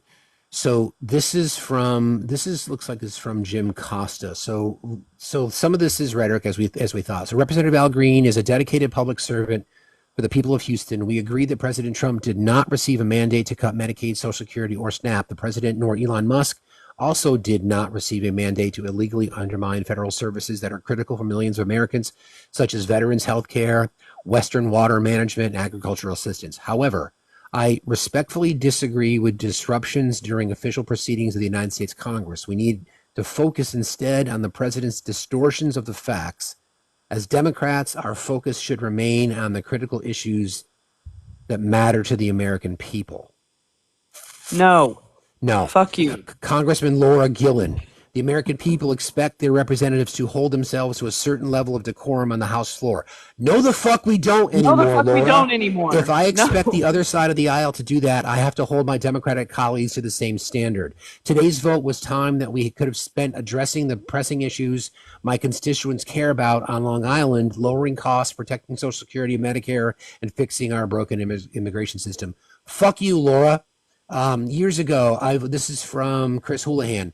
Years ago, I voted to hold Joel Wilson accountable for yelling, "You lie," at Barack Obama. Today, I voted to censure Al Green for a larger disruption. Unlike Republicans, I believe that rules, accountability, and civility should not be torched, and certainly not just because the other side does so. If we cannot act with principle and seriousness, our nation deserves, our government will continue to evolve into a MAGA cesspool. Fuck you, Chris Houlihan. I stand. This is from Jared Moskowitz. Okay. Actually, do I have that right? I think so. Yes. I stand solidly in support of Medicare, Medicaid, Social Security, and our veterans like Congressman Al Green, and will fight against any effort to undermine the integrity of our vital safety net services. My vote on his censure, like my vote to censure Republican colleague Congressman Joe Wilson of South Carolina in 2009, so this wouldn't be Jared Moskowitz. This must be Marcy Kaptur. My vote to censure colleague Congressman Joe Wilson of South Carolina in 2009 was taken because I do not believe such forms of protest should occur in the House chamber during a joint address to Congress. We cannot be distracted from the real devastating cuts being wrought on Social Security, the VA, or so many vital federal government services. Congressman Green understood the consequences of his actions and shared with the public that he was willing to take accountability to stand up for the people, and we are here to represent. I will continue to fight with him to protect these programs and the democratic values we believe in. Marcy Kaptur, fuck you. Let's see. This is from Marie Glusenkamp Perez. Today I voted to censure a fellow member of Congress. When you knowingly break House rules, as Rep. Green did, it shouldn't be surprising to face consequences. Congress should respect the co-equal office of the presidency, regardless of who holds the job, do our constitutional duty, and stop with the theatrics at these events. Say it with me, friends. Marie Glusenkamp Perez. Fuck you. Stop with the theatrics. Meanwhile, we have a twice impeached 34. We have one more. Tom Suozzi from New York. This is the guy who replaced George Santos. I just voted to censure a fellow Democrat in Congress. Instead of focusing on protecting Social Security, Medicaid, and Medicare, and instead of addressing rising costs, fixing immigration in Ukraine, too many Americans are talking about a member of Congress being removed from the chamber. This is not helpful. I'm serious about building a bipartisan coalitions to tackle these pressing concerns. It's the only way. Both parties must hold themselves to the same standards we expect from the other side. I am angry about plenty that the president is doing and what he said the other night, but the counterpunch is not working. I phone banked for Tom Suozzi to fill that seat in New York because I knew how important it was. Tom Suozzi, say it with me. Fuck you. Fuck you. So that's the list. The direction I need you to fuck is off all the way. Nope. And this is what I'm saying. Like this is not the tone, the fucking tone deafness. The tone deafness. Like this is normal shit. Punch, counter punch. What punch? Y'all haven't punched shit. That's crazy.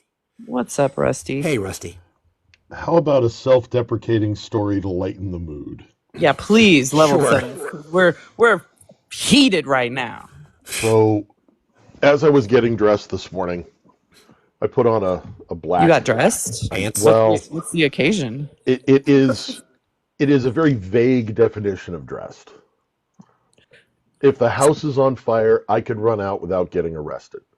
Speaking of getting dressed, before we go too far into your story, I want to share this picture publicly because again, we did not call ahead. Oh my God. We did not call ahead. Look at y'all. This was just cannot. we left the bowling tournament and showed up for dinner. You have pants on, Rusty. I'm so proud of you. Speaking of pants, though, I'm gonna need you to take the BDSM test if you haven't yet. Oh boy, I'm gonna need you to take that because asking for a friend. Anyway, your story, sir. Proceed. Yeah. You send that test my way, young lady. That's fine. I will. Count on that. Anyway, I put on this black T-shirt, and I noticed this white spot on the T-shirt. And I thought, son of a bitch, did I get a bleach stain? What? And I start trying to, is it dust? And I'm trying to wipe it off. It's not going anywhere. And I'm getting really upset. And then I realize it's a beam of light coming through the window hitting my shirt. Oh, God. Oh, my God. I thought you were going to say it was on your glasses. I'm like, you don't wear glasses. Beam of light. Yeah. Yeah, I have blackout curtains, and apparently they were cracked just enough where a beam of light hit me in the shirt, and I tried to brush it away. Maybe it was purposeful. It might be them telling you we need to still build that space elevator. I mean, who knows? I don't know. Might have been for a reason. Okay. I'm not sure where the space elevator comes in, but what the hell? I'm just the beam of light. Just I don't know. Okay. Just, I'm trying to figure it out. You need another cup of coffee, apparently. I always do. I always need more coffee. What else is on your mind today, sir? Well, I haven't added NBC to my name yet. We need a misbehaved clown. We do. But indeed. I thought if there's one thing I'm not, it's redundant. I mean, isn't it automatically implied by just me? All the more reason you need to be your own misbehaved individual. There is no redundancy for the clown. That's right. The clown stands alone. And the flag stays the same. There is no Dana, only Zool. Yeah. Yeah. Yeah. I think if you're British, NBC would apply. You could use that regularly. But I think in this case, it would certainly be the clown. Steve, what is the difference between a rhetorical question and a joke? I don't know. Wow. Fucking wow. I can't. Oh my God. Okay. I'm not more coffee. Damn it. My brain on Twiz. Jesus. Rusty he said he was going to come up and level set us. Rusty shows up at dinner and gives me a big hug, and it was so good to see him, and says, I have to give you a message from Victoria and say, hey, Silverfax, and the whole 9 yards. And then I told Victoria, I said, why did you tell Rusty to grab my junk when he showed up at dinner? I heard about she's like, I never said that. I'm like, that's what he told me. I'm like, I'm not complaining, but it was wildly though, that tracked for me. Like that feels like that could have been a thing that she told you to do. So I was okay with it. Like, okay, bring it. And I feel like Rusty would have been accepting. Yeah, I have a million jokes to tell, but I won't tell any of them. So thank you. But thanks again for your never take. That's me. Thanks again for showing up for that, man. I'm so psyched you actually got to meet my actual daughter. I do actually have a daughter. Well, at least she claimed to be. Fair. We didn't see any records or numbers. Like me. She just looks a little bit like me. Poor kid. Well, she is a little bit. That's true. Yeah. Yep. apples and trees and whatnot. And then it's funny as we were speaking of the devil, and as we were leaving the or as you guys were leaving, as everybody was leaving dinner, Rusty, good sized human, Anthony, also a good sized human, they look at it like, listen, if you ever need any help and you're in California, you call your uncles and we will come and get you. And she's like, okay. It was great. Good morning, friends. How are we today? Hi, We're beautiful good. ladies. Good We got morning. Rusty in a sandwich now. Okay. That's my brother in the layer- background. One of them. Nice. Oh, brother. Read. No, leave me alone. Read. He's trying to get me to create my D&D character. So. Yes. My first character ever. Nice. Hi guys. Ricky. I played D&D when it was still called World of Greyhawk. That's how frickin' old I am. There's no judgment here. No. Oh, there is. Oh, come on. We listen, we don't judge. We listen do. and we. I noticed I that judge We count on you to do the judging. you requested at a particular moment, Victoria. I saw did. the light up. Yep. And I could have extended that joke for a very long time, but I chose to let you off the hook. Well, I was listening. I've been listening, and I heard Rusty come up, and then I was like, "Oh, it's gonna happen." And then I was listening. And I was like, "I'm gonna request," because as soon as you said the whole thing about the junk, I was like, "No, I'm gonna request now. This is the time." I feel like I can clear this whole thing up. It wasn't Victoria who told Rusty to grab your junk. It was me, and he's written me an incredibly detailed description. Did it Shortest feel? Did of it feel short nice? stories. Show us the size of your hands, Rusty. Yeah. We really need him to take that test. Well, now, Victoria, let's be honest. When I arrived at the restaurant, and Steve stood up and came over to give me a hug, and I was hugging him, and I said, "I have a message for you." He said, "Really?" And I squeezed him a little tighter, and I went, "Hello, Silverfax."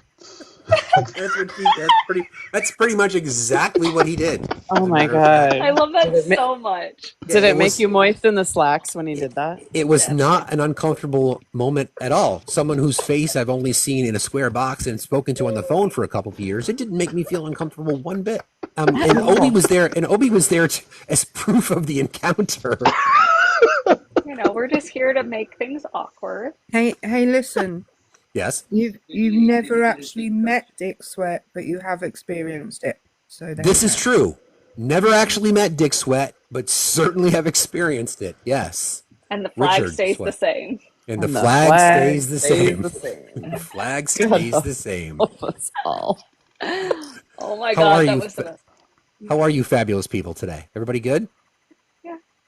Just hanging out. Actually, I'm gonna have to send this over to you because I got my had a meeting with the dude who does all my fundraising or helped us with the fundraising, changed my campaign, all that stuff.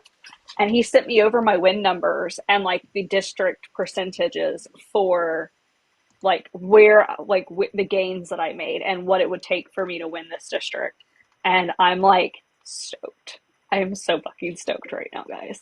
Awesome. Because I can do it. So we're going That to is do it. so great to hear. I mean, we already knew you could do it, but I love it when the numbers match what we think. So Victoria, if when you're in Congress and you vote to censure a Democrat and you then post your reason why, I would also give you the gigantic fuck you, like I gave those 10 people who just censured a member of the Democrat. Sure would. Yeah. I literally was on a live last night. I said, I don't give a fuck. I genuinely don't give a fuck about this. Like, if you're not going to hold your party accountable, I'm not going to punish my party for doing the fucking right thing. So get fucked. Exactly. Yeah, exactly. Right there. Exactly. I love the fact that someone running for Congress swears like a sailor,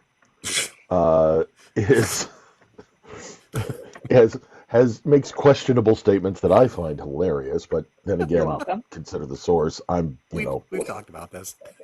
I know, it makes me wish I was back in the Nashville area just to cast a vote. Well, I Can love I doing that. can I say on this though? Somebody in the comments I saw said it sounds like Democrats are folding. That's not what it sounds like. It sounds like Democrats are still trying to hold themselves to a standard that Republicans are not holding themselves to. So That's it's exactly it. it's nothing about, it's not to do with Democrats folding. It's to do with the Republicans are doing whatever the fuck they like, and Democrats are still trying to hold up decorum. There's no decorum right now. Decorum's gone.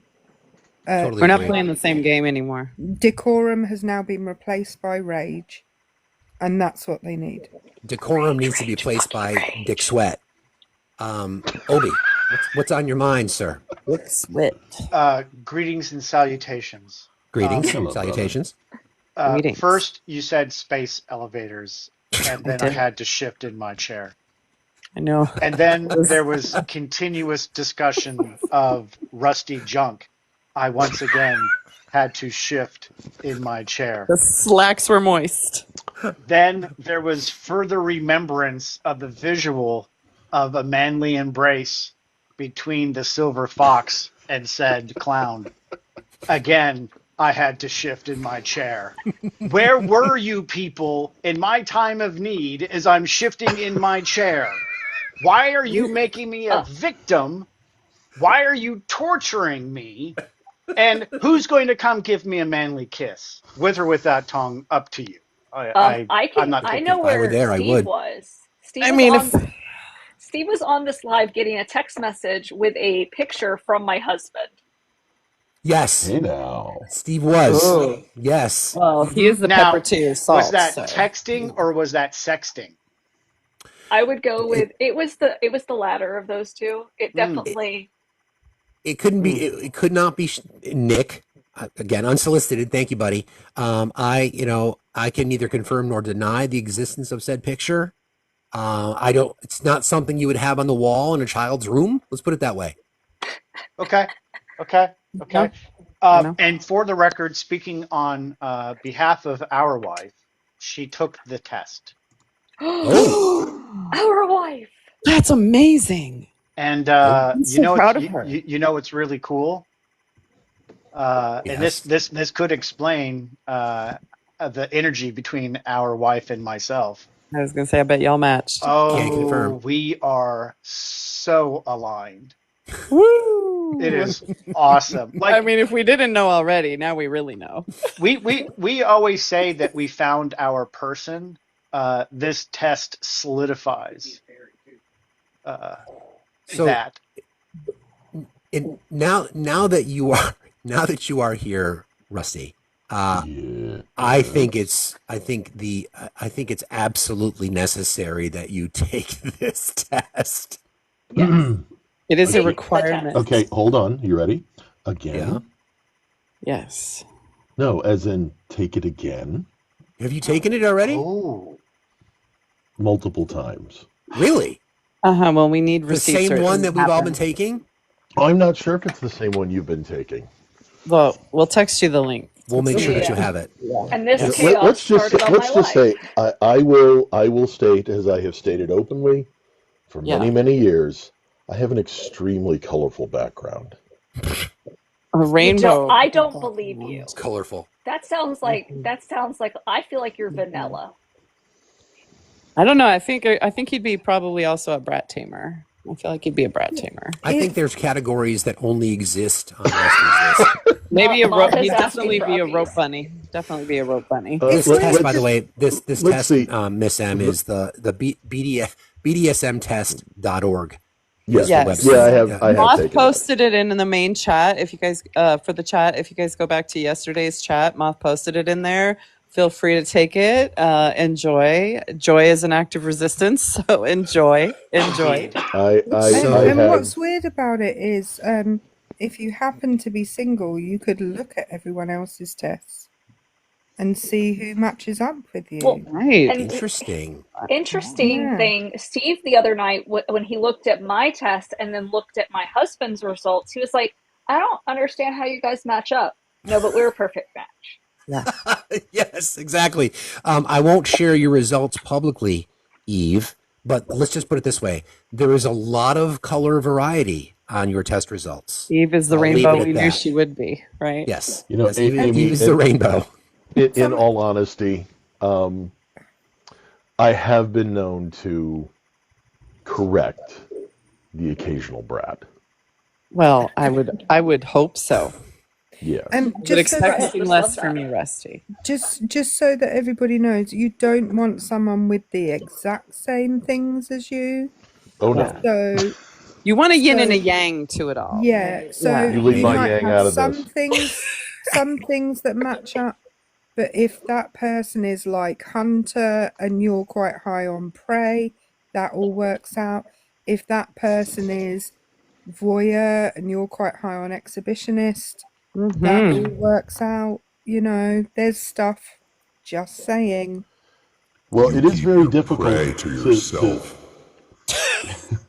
It is very difficult because it turns out I am a pyrohomonecrobestophiliac, which is when you have sex with an animal that's the same sex as you that's dead and on fire. Wow. Oh my God. Jesus, that was not in the assessment. We love the TikTok shop. We totally That was not love in the it. assignment. Rusty, that was a choice. See, like I That's a said, choice. there's categories and results that only exist on Rusty's test. Yeah. Let's be No, real. it's not a choice. I was born that way. There you go. Okay, fair. That's fair. We listen and we judge. Love the TikTok shop. We listen and we do not judge. I said we judge. And No we PTSD in here. Nope, No. not at all. I'm totally neurotypical. I only kink shame people who are ashamed of their kinks. Let your flag fly, buddy. So we were talking. Yeah. So we went in depth today on economic despair and the end of Social Security and veterans benefits and fascism, and we've landed on a variety of spice, which is fine. And by It's the way, Friday. Steve, when we get done being spicy, Coach would like to come up and talk about a rally in Utah today. So I got a message that just Okay. I know we're I saw focused Coach- on some other stuff. So, but that's I'll what bring up Coach right now. Let's give Coach the floor so we can talk about that. I'm gonna drop. Love you guys. Love you, Victoria. sweetheart. See you later. Bye. Bye. Hey everybody, I won't take up too much of your time, but this issue is just too important to my little family and I Please. to not come up and try. Thank you so much for giving me the opportunity. Sure. Today, yesterday in Utah, and I'm a crier, so you just have to know that we get to our points, but sometimes it takes a minute. My wife and I have 3 children who are trans. I am trans myself. And today at the Capitol, or yesterday, a law was passed where we can no longer fly pride flags in any public spaces. But mind you, a swastika is okay. So today, excuse me, stop it, Stacey. Today we are meeting at the Capitol for an emergency rally at 3 p.m. where they will be unraveling our 200-foot pride flag from the Utah Pride Center. But this is really scary. Like I said, we have 3 trans kids who are currently in schools in Utah. And the amount of hatred, our son, who's a senior, won't even go to school anymore because of what's happening and the fear that he has. Mind you, this kid had potential to get into Ivy League colleges and is no longer even attending school because of the fear that he has to even go to the bathroom. So we need everybody to show up to this rally. I can share the flyer. It's at 3 p.m. at the Utah State Capitol. We need voices. We need people just there. It seems like every year in Utah, the only thing that they care about, never mind the air quality, never mind all the things that really matter, is us low-income queer families. So I wanted to get it out there on a platform where the voice is heard. Please, we need help. We're struggling here in Utah. I'm so sorry that that's happening. Obviously, friend, don't even know what to say. Can you provide? Are you in our Discord? No, I'm not. I don't have money to subscribe, so You don't need it. You can just the Discord is free to join. Discord's free. Discord's I'll send you free. the link. Yeah, so we can post it. So you said it's today. I'm not sure what we can do to try to get people out there today, but we'll It use was the. it was only put together yesterday when this bill passed. They were hoping it wouldn't pass, but every single time that we think that Utah's going to do the right thing, they don't. And it's really scary. Yeah, whatever we can do to raise awareness, we'll get you. Yeah, I'll send you the link to the Discord so we can get it out. And whatever we can do to get. What time is it? It's at 3 p.m. and it just happens to be my trans son's 12th birthday today, and we're going to be up at the Capitol fighting, and that sucks to do on his birthday. I don't know. I think there's also a piece of it that is pretty profoundly meaningful, and I'm going to be optimistic and hope that when he becomes an adult, that he will look back on this as one of the ways that he got to express himself. And I think that's beautiful that you're taking him. Yeah, well, there's no other options. He has Right. some friends who are coming home from school for a birthday party that we're going to hold at 6 p.m. and we're going to the Capitol first. And this kid, from the time he was young, I mean, he was in 4th grade when he came out as trans, and he was there advocating at school for gender neutral bathrooms. And like, this kid he's an advocate, so he's excited to go. I just hate that, we were doing this on our other son's 14th birthday, who's 18, and here we are still 4 years later, still trying to get this stuff to stop. Our family's on Medicaid, our family's affected in every single way that you can imagine by this tyranny. And I had a sister call and make racist jokes to me last night, and I'm like, what the actual hell is happening? Like, it's coming from every angle, and we are not safe. I want to say a couple things. First of all, do you know USMC Angry Vet Matt? Yeah, he follows me as well. I'm going to go on his. My wife and I own our own business, so we're about to head to work. And okay, 'cause he's on right after we are. So I would encourage you, if you have a moment, I'll head over there and promote there too. Jen, they're also here in Utah, and they said that they're going to go post in the Discord. But awesome, thank you, Jen. If anybody's there, if anybody wants information, I'm very connected to the queer community and to the different communities here in Utah. One of the platforms that I would like to highlight before we go, because there's someone who our queer run, is Project Rainbow. And what they do is, it's only here in Utah right now, but you can pay $20 and they will come and put a flag on your yard for trans visibility. Was it trans visibility? That says Trans Day of Visibility this month. So even if you can't afford, even if you're not in Utah and they can't come put a flag, they do take donations. But there are people who are really, really, instead of the Utah Pride Center, we have a lot of issues with them. They're doing a lot of really not great things with money. So if you're thinking about donating to Utah to help our cause, Project Rainbow is a good one to do it. They are actively out there doing the Lord's work, if you know what I mean. So, Coach, have you met Moth? Moth is a member of our community. yeah, Moth is my dear friend. Dear friend online. I love Moth. So yeah, we all love Moth. Yeah. Thanks. Go ahead, Moth. Did you want to say something on this? I was just coming up to level set when you were ready for a break, but I was also gonna. Amy Dawn beat me to it. I was gonna let you know that Coach wanted up. Yeah. We're getting involved here in Utah. I want to be the face of the resistance here in Utah. I'm not scared anymore. I'm just really tired. Piss off a mom and see what happens, because I'm coming for him. I am not going to rest a single day. Coach, you should join that Discord because it is free and you can post. I see a lot of people in the comments asking, like, if they're not from Utah, like, how can they help virtually, like, things like that. So if you want to join our Discord, you don't have to be a subscriber that's part of my spiel. You don't have to be a subscriber to join the Discord, which is awesome, because I know that there are some communities where you do. So, but here you don't. Yeah.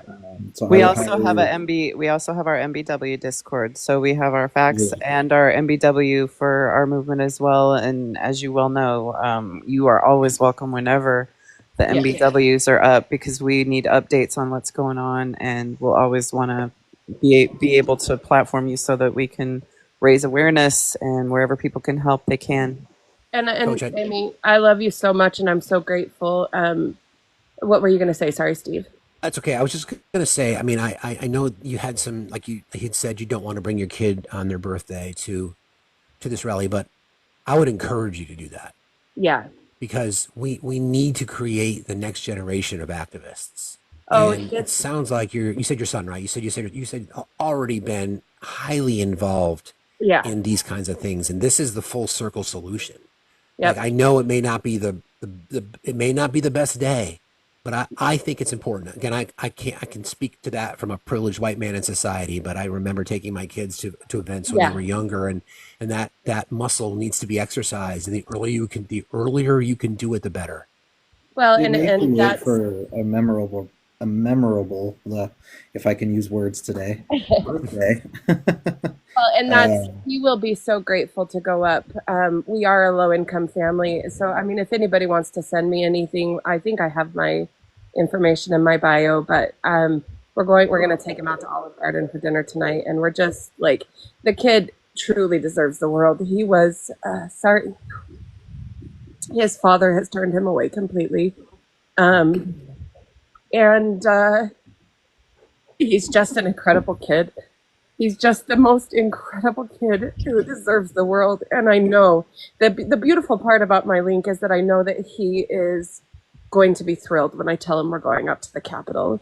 He's been in multiple news articles with pictures. I can set, I'm not gonna do it here because I don't want anybody to dox him or anything, but he's just it couldn't have happened on a better day, honestly, for him. He is a born activist.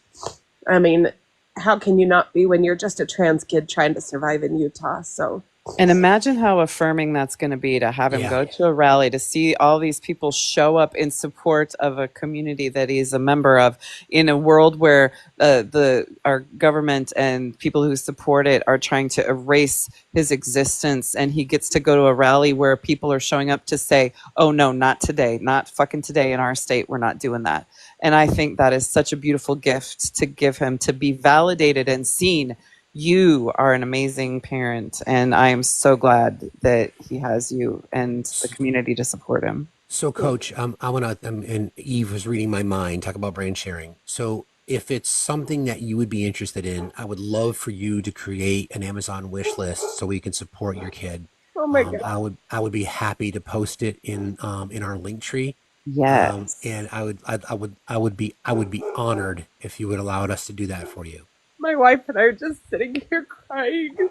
We are going to work today because we got our eviction notice yesterday, and I'm not worried about that. We'll get that taken care of.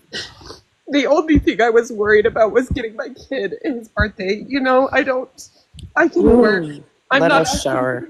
I'm not asking for handouts. I'm asking for work. So if you don't mind me shouting out our little business, it's a queer-owned business called My Handy Helper here in Utah. And our goal is to provide community for people who don't have it. We do cleaning, we do yard work, we do anything that you're willing to put us to work doing.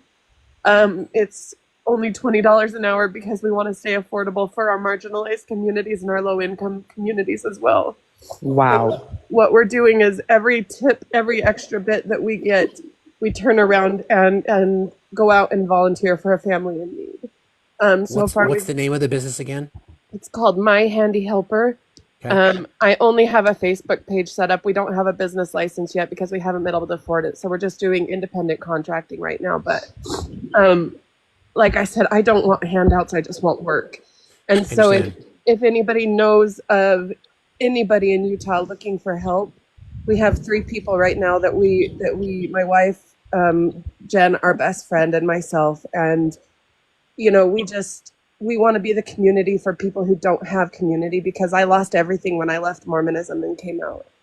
And I know what it's like to not be able to afford to ask someone to come help clean the house when all I have is, I had twins and I had all these things and I was alone, and I don't want anybody to feel that. Anybody. So please do us the honor of allowing us to help. In particular, I think the Amazon wish list, since it's a birthday, please allow us to do that for you. Let us shower your son with all the love because he's doing the work at 12. So why don't you get with him and find out what items would make this an incredible day. And we'll be honored. I mean, obviously, we wouldn't be able to get all the items to him today, but I'd be honored to post that. You can message me directly. I'll give you my phone number. We can talk if necessary. Yeah, that would be great. And I mean, as an entrepreneur and someone who started businesses in the past, if you need help with that, I'd love to offer my services to be able to try to help you with that as well.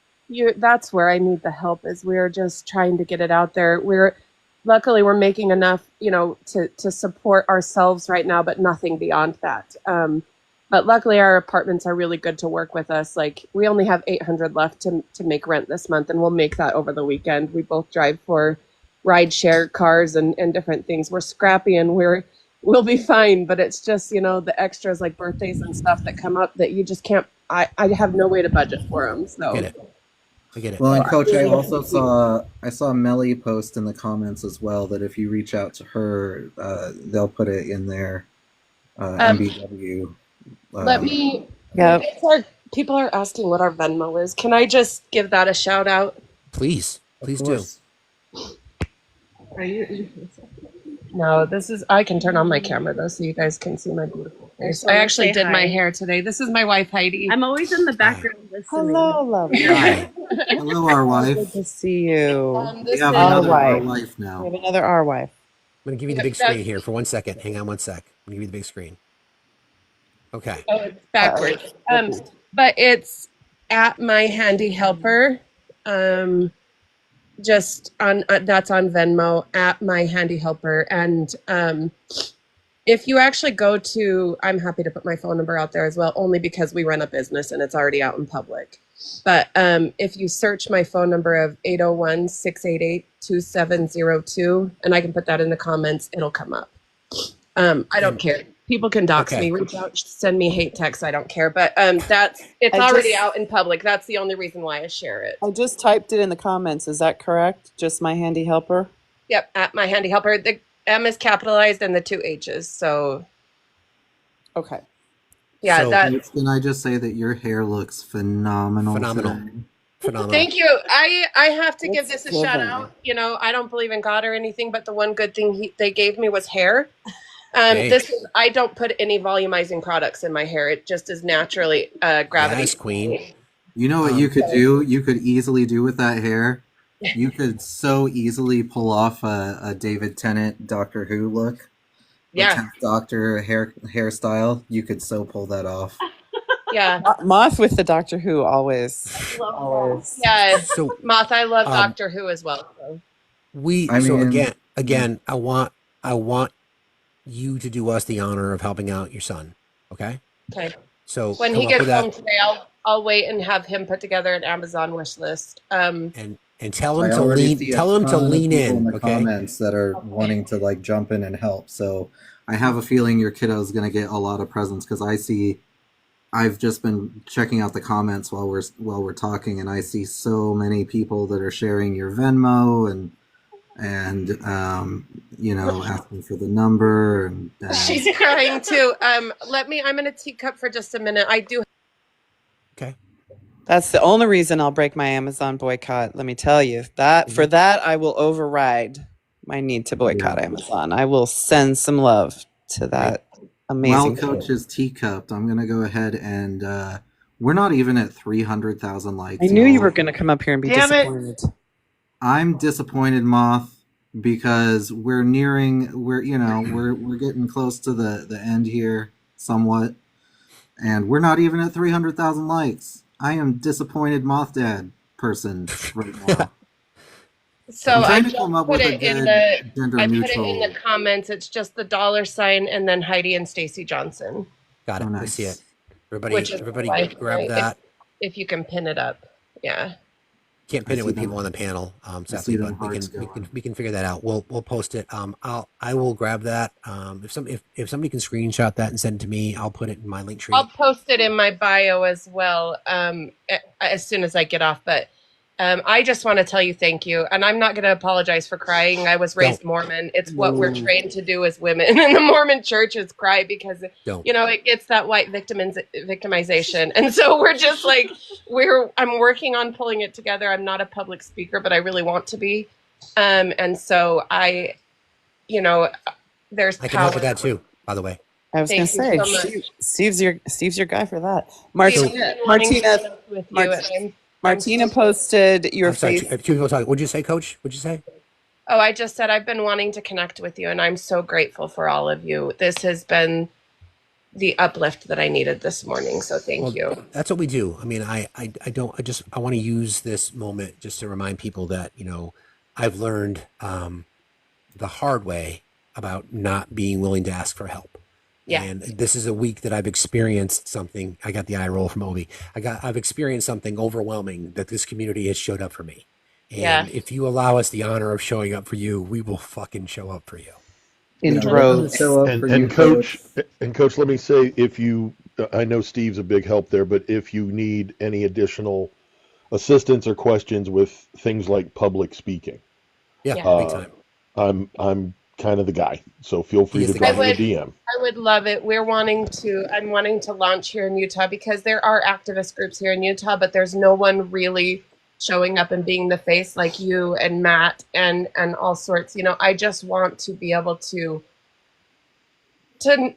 slow the SI rates here in Utah. We're the largest in Utah for the queer community, and these kids, what I tell. And we both experienced it ourselves. My wife and I both have had week-long stays in uni because of the same thing. And I don't want another kid to unalive because of the regime that's happening here in Utah. And so if I, you know, as soon as I can get myself where I can speak eloquently, I want to run for office. I want to do the school boards. I want to knock these people on their asses because you don't mess with a queer mom. You don't. But I haven't had the space to really launch off. MBW is giving it to me. Matt has helped. You guys are helping, and I'm just so grateful. Like, you won't be disappointed. I promise you that. Coach, I think you're an amazing you're speaker. A lovely speaker, and I think that I know that you give yourself a hard time about, you know, the crying, but honestly, you know, if I were in Utah and I saw you running for like a state office, that would say something to me. The fact Your that authenticity, your authenticity don't give speaks yourself a volumes. hard time for crying because Yes, take that, Galaxy. I'm grateful. We've got to run off to work. I do today. I'm working. I have my CNA license, and I wanted to tell you, for your son, please give him my love. Addiction is no joke, and I am just, you know, we're going up to help someone who actually has her grandson living with her, and I do CNA work for them, and I'm so excited. Look at all these beautiful galaxies. I know you guys have no idea how grateful I am. Before Coach, you leave, I think Obi wanted to say something real quick. Before you drop, so Steve knows this. I actually speak as a part of what I do, right? So I get invited to come speak at very nerdy events around payments, finance, and compliance. Believe it or not, people actually want me to come speak. So I followed you back. Let's make sure that we connect because I would love to walk you through how I do it. And I'm neurospicy, so trust me, if I can get up there in front of 500 people and give a presentation, anyone can do it. Also, in case your son happens to like Lego, I would like you to let me know, and then I will make something happen. We actually just got him the Alphabet and Glinda Lego set. That's the only thing he wanted for his birthday. Okay, so with that in mind, I will be logging on to the Lego store today, and then I will reach out and get your address so I can send some additional things, because one thing I am addicted to is all things Lego. I can attest to that. And we're working to get him a shelf built because we do have I am a collector of animals, and so we have quite a few, but the animals tend to knock over Lego sets. And so we're getting him a shelf to build because his Lego sets keep getting broken. So we're doing that this week. Total side Coach, note I'm that will gonna make I'm that will gonna send make you a DM afterwards. I'm gonna DM you my number if you need help with anything. As far as your business is concerned, I can help out with any kind of like social media or making a logo or My anything beautiful you wife help. designed one. It's a globe with the pride flag and it says "My Handy Helper." And I love so it. we've got the logo. It's just getting work. We are ready and willing to work, but it's just getting it out there. You said that you just have a Facebook right now. Yeah. If you'd And I, like and I help, know I you're can trying to send run you to over a work, link and I to get that. I know you're trying to run. The only thing Steve,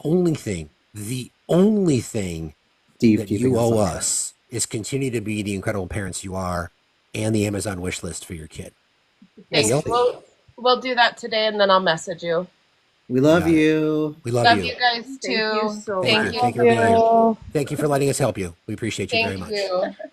Well, And it looks Steve, like Welcome to Emerald City just somehow fell into my cart at the Lego store. I don't know. Well, how amazing is things like that to have It just, happen? it's like the Isn't candy it at the Costco aisle. isn't it I don't amazing know how how it that gets happens there. on the Lego store? When To- you totally, you log yeah, on to the Lego totally. store and it's like, oh no, another Lego set accidentally fell into my cart. That's what my fiance says to me. That's what my son says. I don't think there's a Totally fun side note to make Christians' heads explode. Uh-oh. Yeah. So the woman who played Elphaba in the movie Wicked, she is in a production going at the Hollywood Bowl of Jesus Christ Superstar. Superstar. That's right. Guess who she's playing? Is it Mary? It's Jesus. Jesus. I love it. Exactly. I love it. I know. I love that. I mean, That gave me Judas goosebumps. Judas is the prime role in that show, but That gave me goosebumps. True. Yeah. Yeah. That's so great. I can't think of a Steve? better.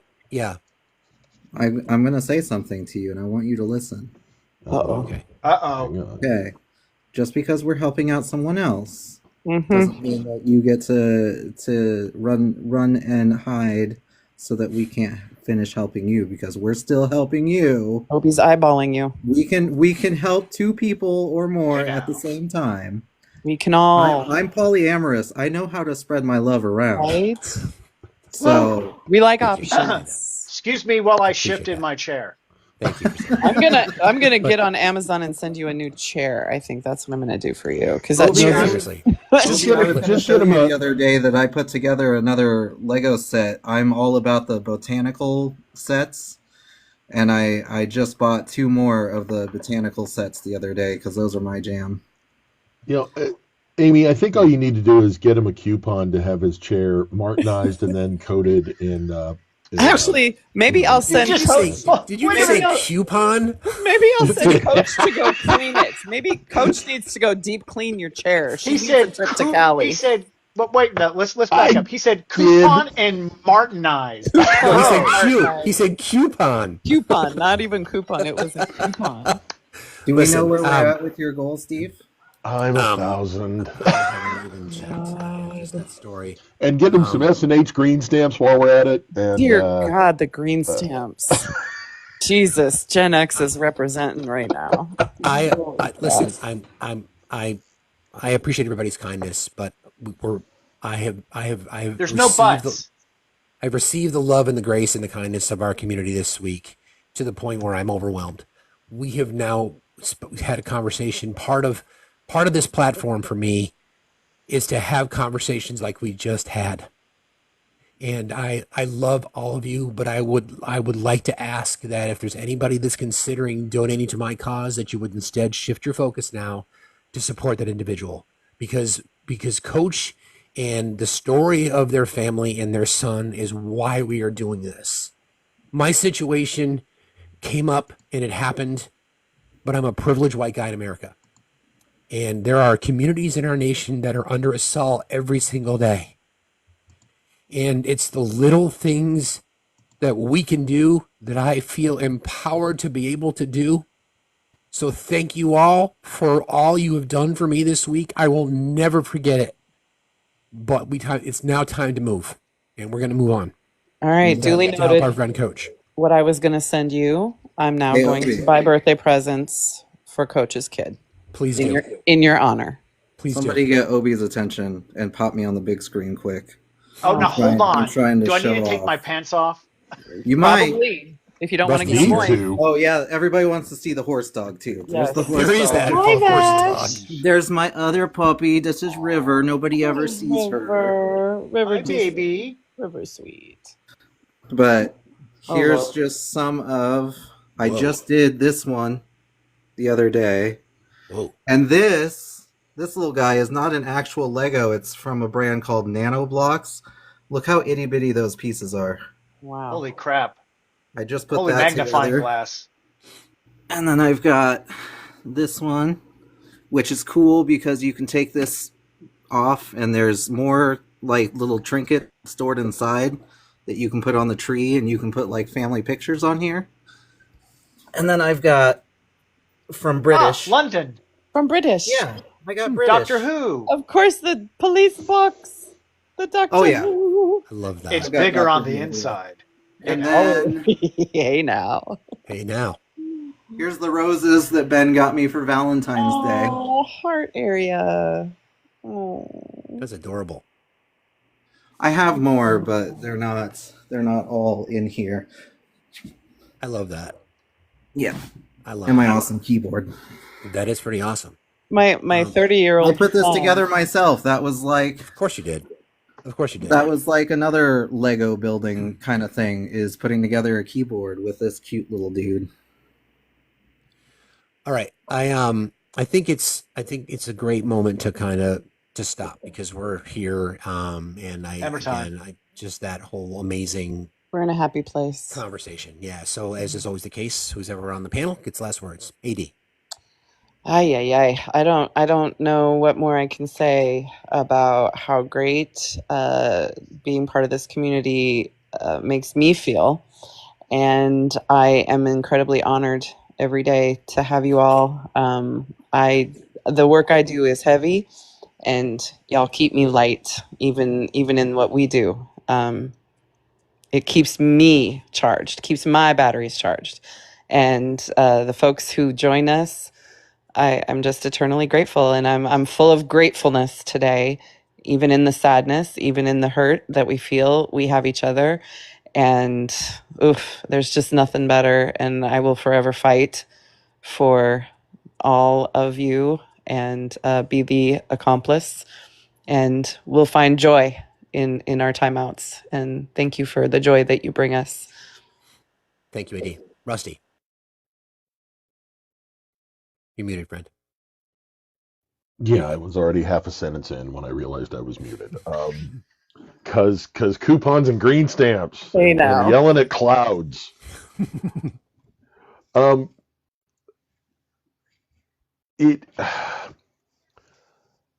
am constantly reminded by this group and others I have interacted with, especially on this app, the vast difference between us and them. And I hate using us and them, and then at the same time I don't hate it. I don't want to be them. I want to be as empathetic as I can be toward other people's struggles. I want to help as best I can for other people's struggles, no matter where they are, no matter what it is. And the cruelty that the other side shows it's baffled my mind my entire life, but it's certainly come to a head lately. And I'm glad I found a group of people we can talk, we can bitch, we can yell and scream and holler, and we all get each other, and we all accept our foibles, our issues, and if I can exercise any of my cis old white guy privilege, it'll be to help lift up those who aren't cis old white guys. And I feel good about patting myself on the back for that. And Yeah, I need to keep going. The struggle's not over, the fight's not over, and I still got, knuckles that need to get dirty. So well said, brother. Thank you, Obi. What a great week. I was bummed out when you left, right? Me too. Because there was that moment where I was at Disneyland where I was like, I got to figure out how to get this fucker out here all the time, right? Because Yeah. imagine, first of all, here's a visual. You, me, our wife, DJ Tony's wife, and Uncle Rusty at Disneyland. Now, there is a joke in there somewhere, right? But just imagine, right? The closeness that you and I already have as friends, and you are a friend and you are family. And I just want to say to people, one of the most beautiful things about this app is that we found each other, right? Like we found our family, right? I never would have met Moth had it not been for this app, but Moth is now family, right? And that is so beautiful. And what's really, really amazing to sprinkle all of this, right, is now you and I, in an hour, Yeah. get to do something for the very first time professionally together. Correct. And that is fantastic, Agreed. right? And that when we talk about helping the community, it really means what we were showing Coach. Hey, if you need help with something, we have these skill sets. We will freely give you of ourselves whatever it is that you need to raise you up. And that is what the other side cannot do. They cannot raise each other up. They're super good at punching down, Sure. right? And they're really good at destroying themselves. But for all the Christian bullshit that I hear being espoused by them, I don't see them raising people up. So I think it's beautiful that you feel that you have enough money. I'm going to honor that, even though I do give you a side eye glance and an eye roll. It's because I do judge. I'm a fucking hypocrite. Of course I That's judge. fair. I'm human, That's right? fair. That's fair. But yeah, let's just keep making sure that we're here to help people, right? And that we're here to respond as best as we can. And again, it does not mean reaching into your wallet. If you don't have something financial to give, you can give of yourself. You could DM someone and be like, hey, I heard you on Faxes Live, and I want to let you know that I don't have money right now, but what else can I do to help? Right? Exactly. Or, hey, I happen to live near you. I have an extra room in my house. Come stay here because you need a place to stay. Right? Exactly. Let's get back to actually really living in each other's spaces again, the way it used to be, without all the racism, the misogyny, the patriarchy, right? Let's do communal right. This is the time to come together and do it the right way. We've learned lessons from the past. A lot of us have unpacked our bullshit, but let's be together moving forward and do what we say we're going to do and show up when we say we're going to show up. So well said. Thank you, brother. Moth. First, I just want to say that it's very meaningful to hear that I'm considered family. So Obi, thank you for that. You are gum on the shoe, Moth. Don't forget. You are gum on the shoe. Well, I'm trying not to get emotional here just hearing that because I don't really have a lot of family that I can count on here. In my real personal life, I have one sister who is like my absolute best friend in the world, my little sister. My mom tries, but it does the bare minimum, and we also have a very complicated past. She's the reason for a lot of my trauma. My grandmother, who basically raised me, is nothing but terrible to me on a daily basis now because I am who I am and because of what I am. So I'm eternally grateful that I have found people like everyone here on the panel, everyone in the comments, in in this community, in the MBW community, in Laney's community, you know, because I kind of mod for everybody, and I've gotten close to a lot of people, and it's just so big to me, because I don't even feel like it's just a community. I feel like I found more family, and you know, found family can be even better than, you know, your blood family, for sure. And just seeing what you did for Coach today, you know, despite the fact that like you're going through what you're going through. And I said this the other day when you and I were kind of going back and forth in text about who's going to show up for who, because we were both going through stuff. And no, you take flowers. No, you take flowers. And you do that all the time. You know, you're going through something that is incredibly hard. You know, I've never experienced that myself, but I can only imagine, especially with a child, you know, being a parent myself. But you still find ways to help others no matter what. And, you know, doing what you did today for Coach was it was beautiful. It really was. But, you know, still take your flowers, because you still deserve them. Obi's agreeing. Flowers taken. But I love it here. I just absolutely adore everybody. I'm always going to say that Rusty is the only clown that I can actually tolerate, because I'm deeply, deeply afraid of clowns. Notice you said tolerate, not like. Tolerate. I'll take what I can get. I have been terrified of clowns since I was a child when I first saw the movie It. Oof. But Rusty seems all right, so. Yeah, he's okay. You know it wasn't a documentary. It sure felt like one at that age.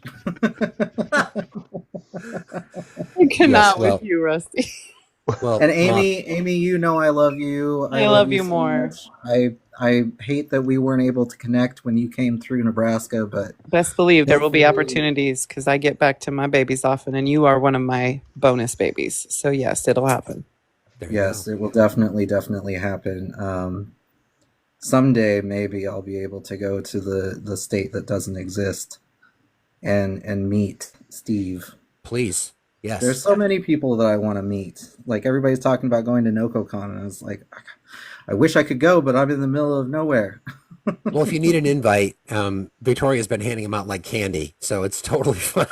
Well, I think Victoria kind of likes me, so I think you're probably safe with that. We all kind of like you, Ma. We're here. Well, I love you all. I love you all too. Thank you. Another great show today. You did an amazing job today. Thank you very much. Obviously, quite a week. Once again, I'll say this: this community is, you know, I hear this from Obi a lot, and Amy Dawn reminds me, and Erica does, and about the collective work that we've all done together to create this space, and it overwhelms me just to this day, just when you see things that we saw before, and you know, I wear my heart on my sleeve. This is, you know, we're all put in a position to do certain things, and maybe I have a skill set that brings people together, and you know, I think I do, and I think it's proven out every single day. But it's the kindness of others, people that we don't know, faces that we've never seen, that are always there to step up. And Rusty said it, and Obi said it, and Moth, you said it, and AD said it. When we're presented with an opportunity to help people, nobody bats an eye. We don't even blink. We just lean in and we get it done, and I'm forever grateful. Thank you, friends. I love you all very, very much. We'll lighten things up a little bit tonight. AD, if you're in, 7 to 10 Oh yeah, for Facts you know After I'm Dark always tonight. in for We'll have a little bit of fun with that, so we can kind of, you know, a palate cleanse, we'll call it. I'm not going to steal that, but we'll cleanse something this evening. We're going to rate our friend, USMC Angry Vet Matt. Everybody have a safe day out there. Be kind to each other. Be kind to your friends and neighbors, and we love you all very much. See ya. Love you more.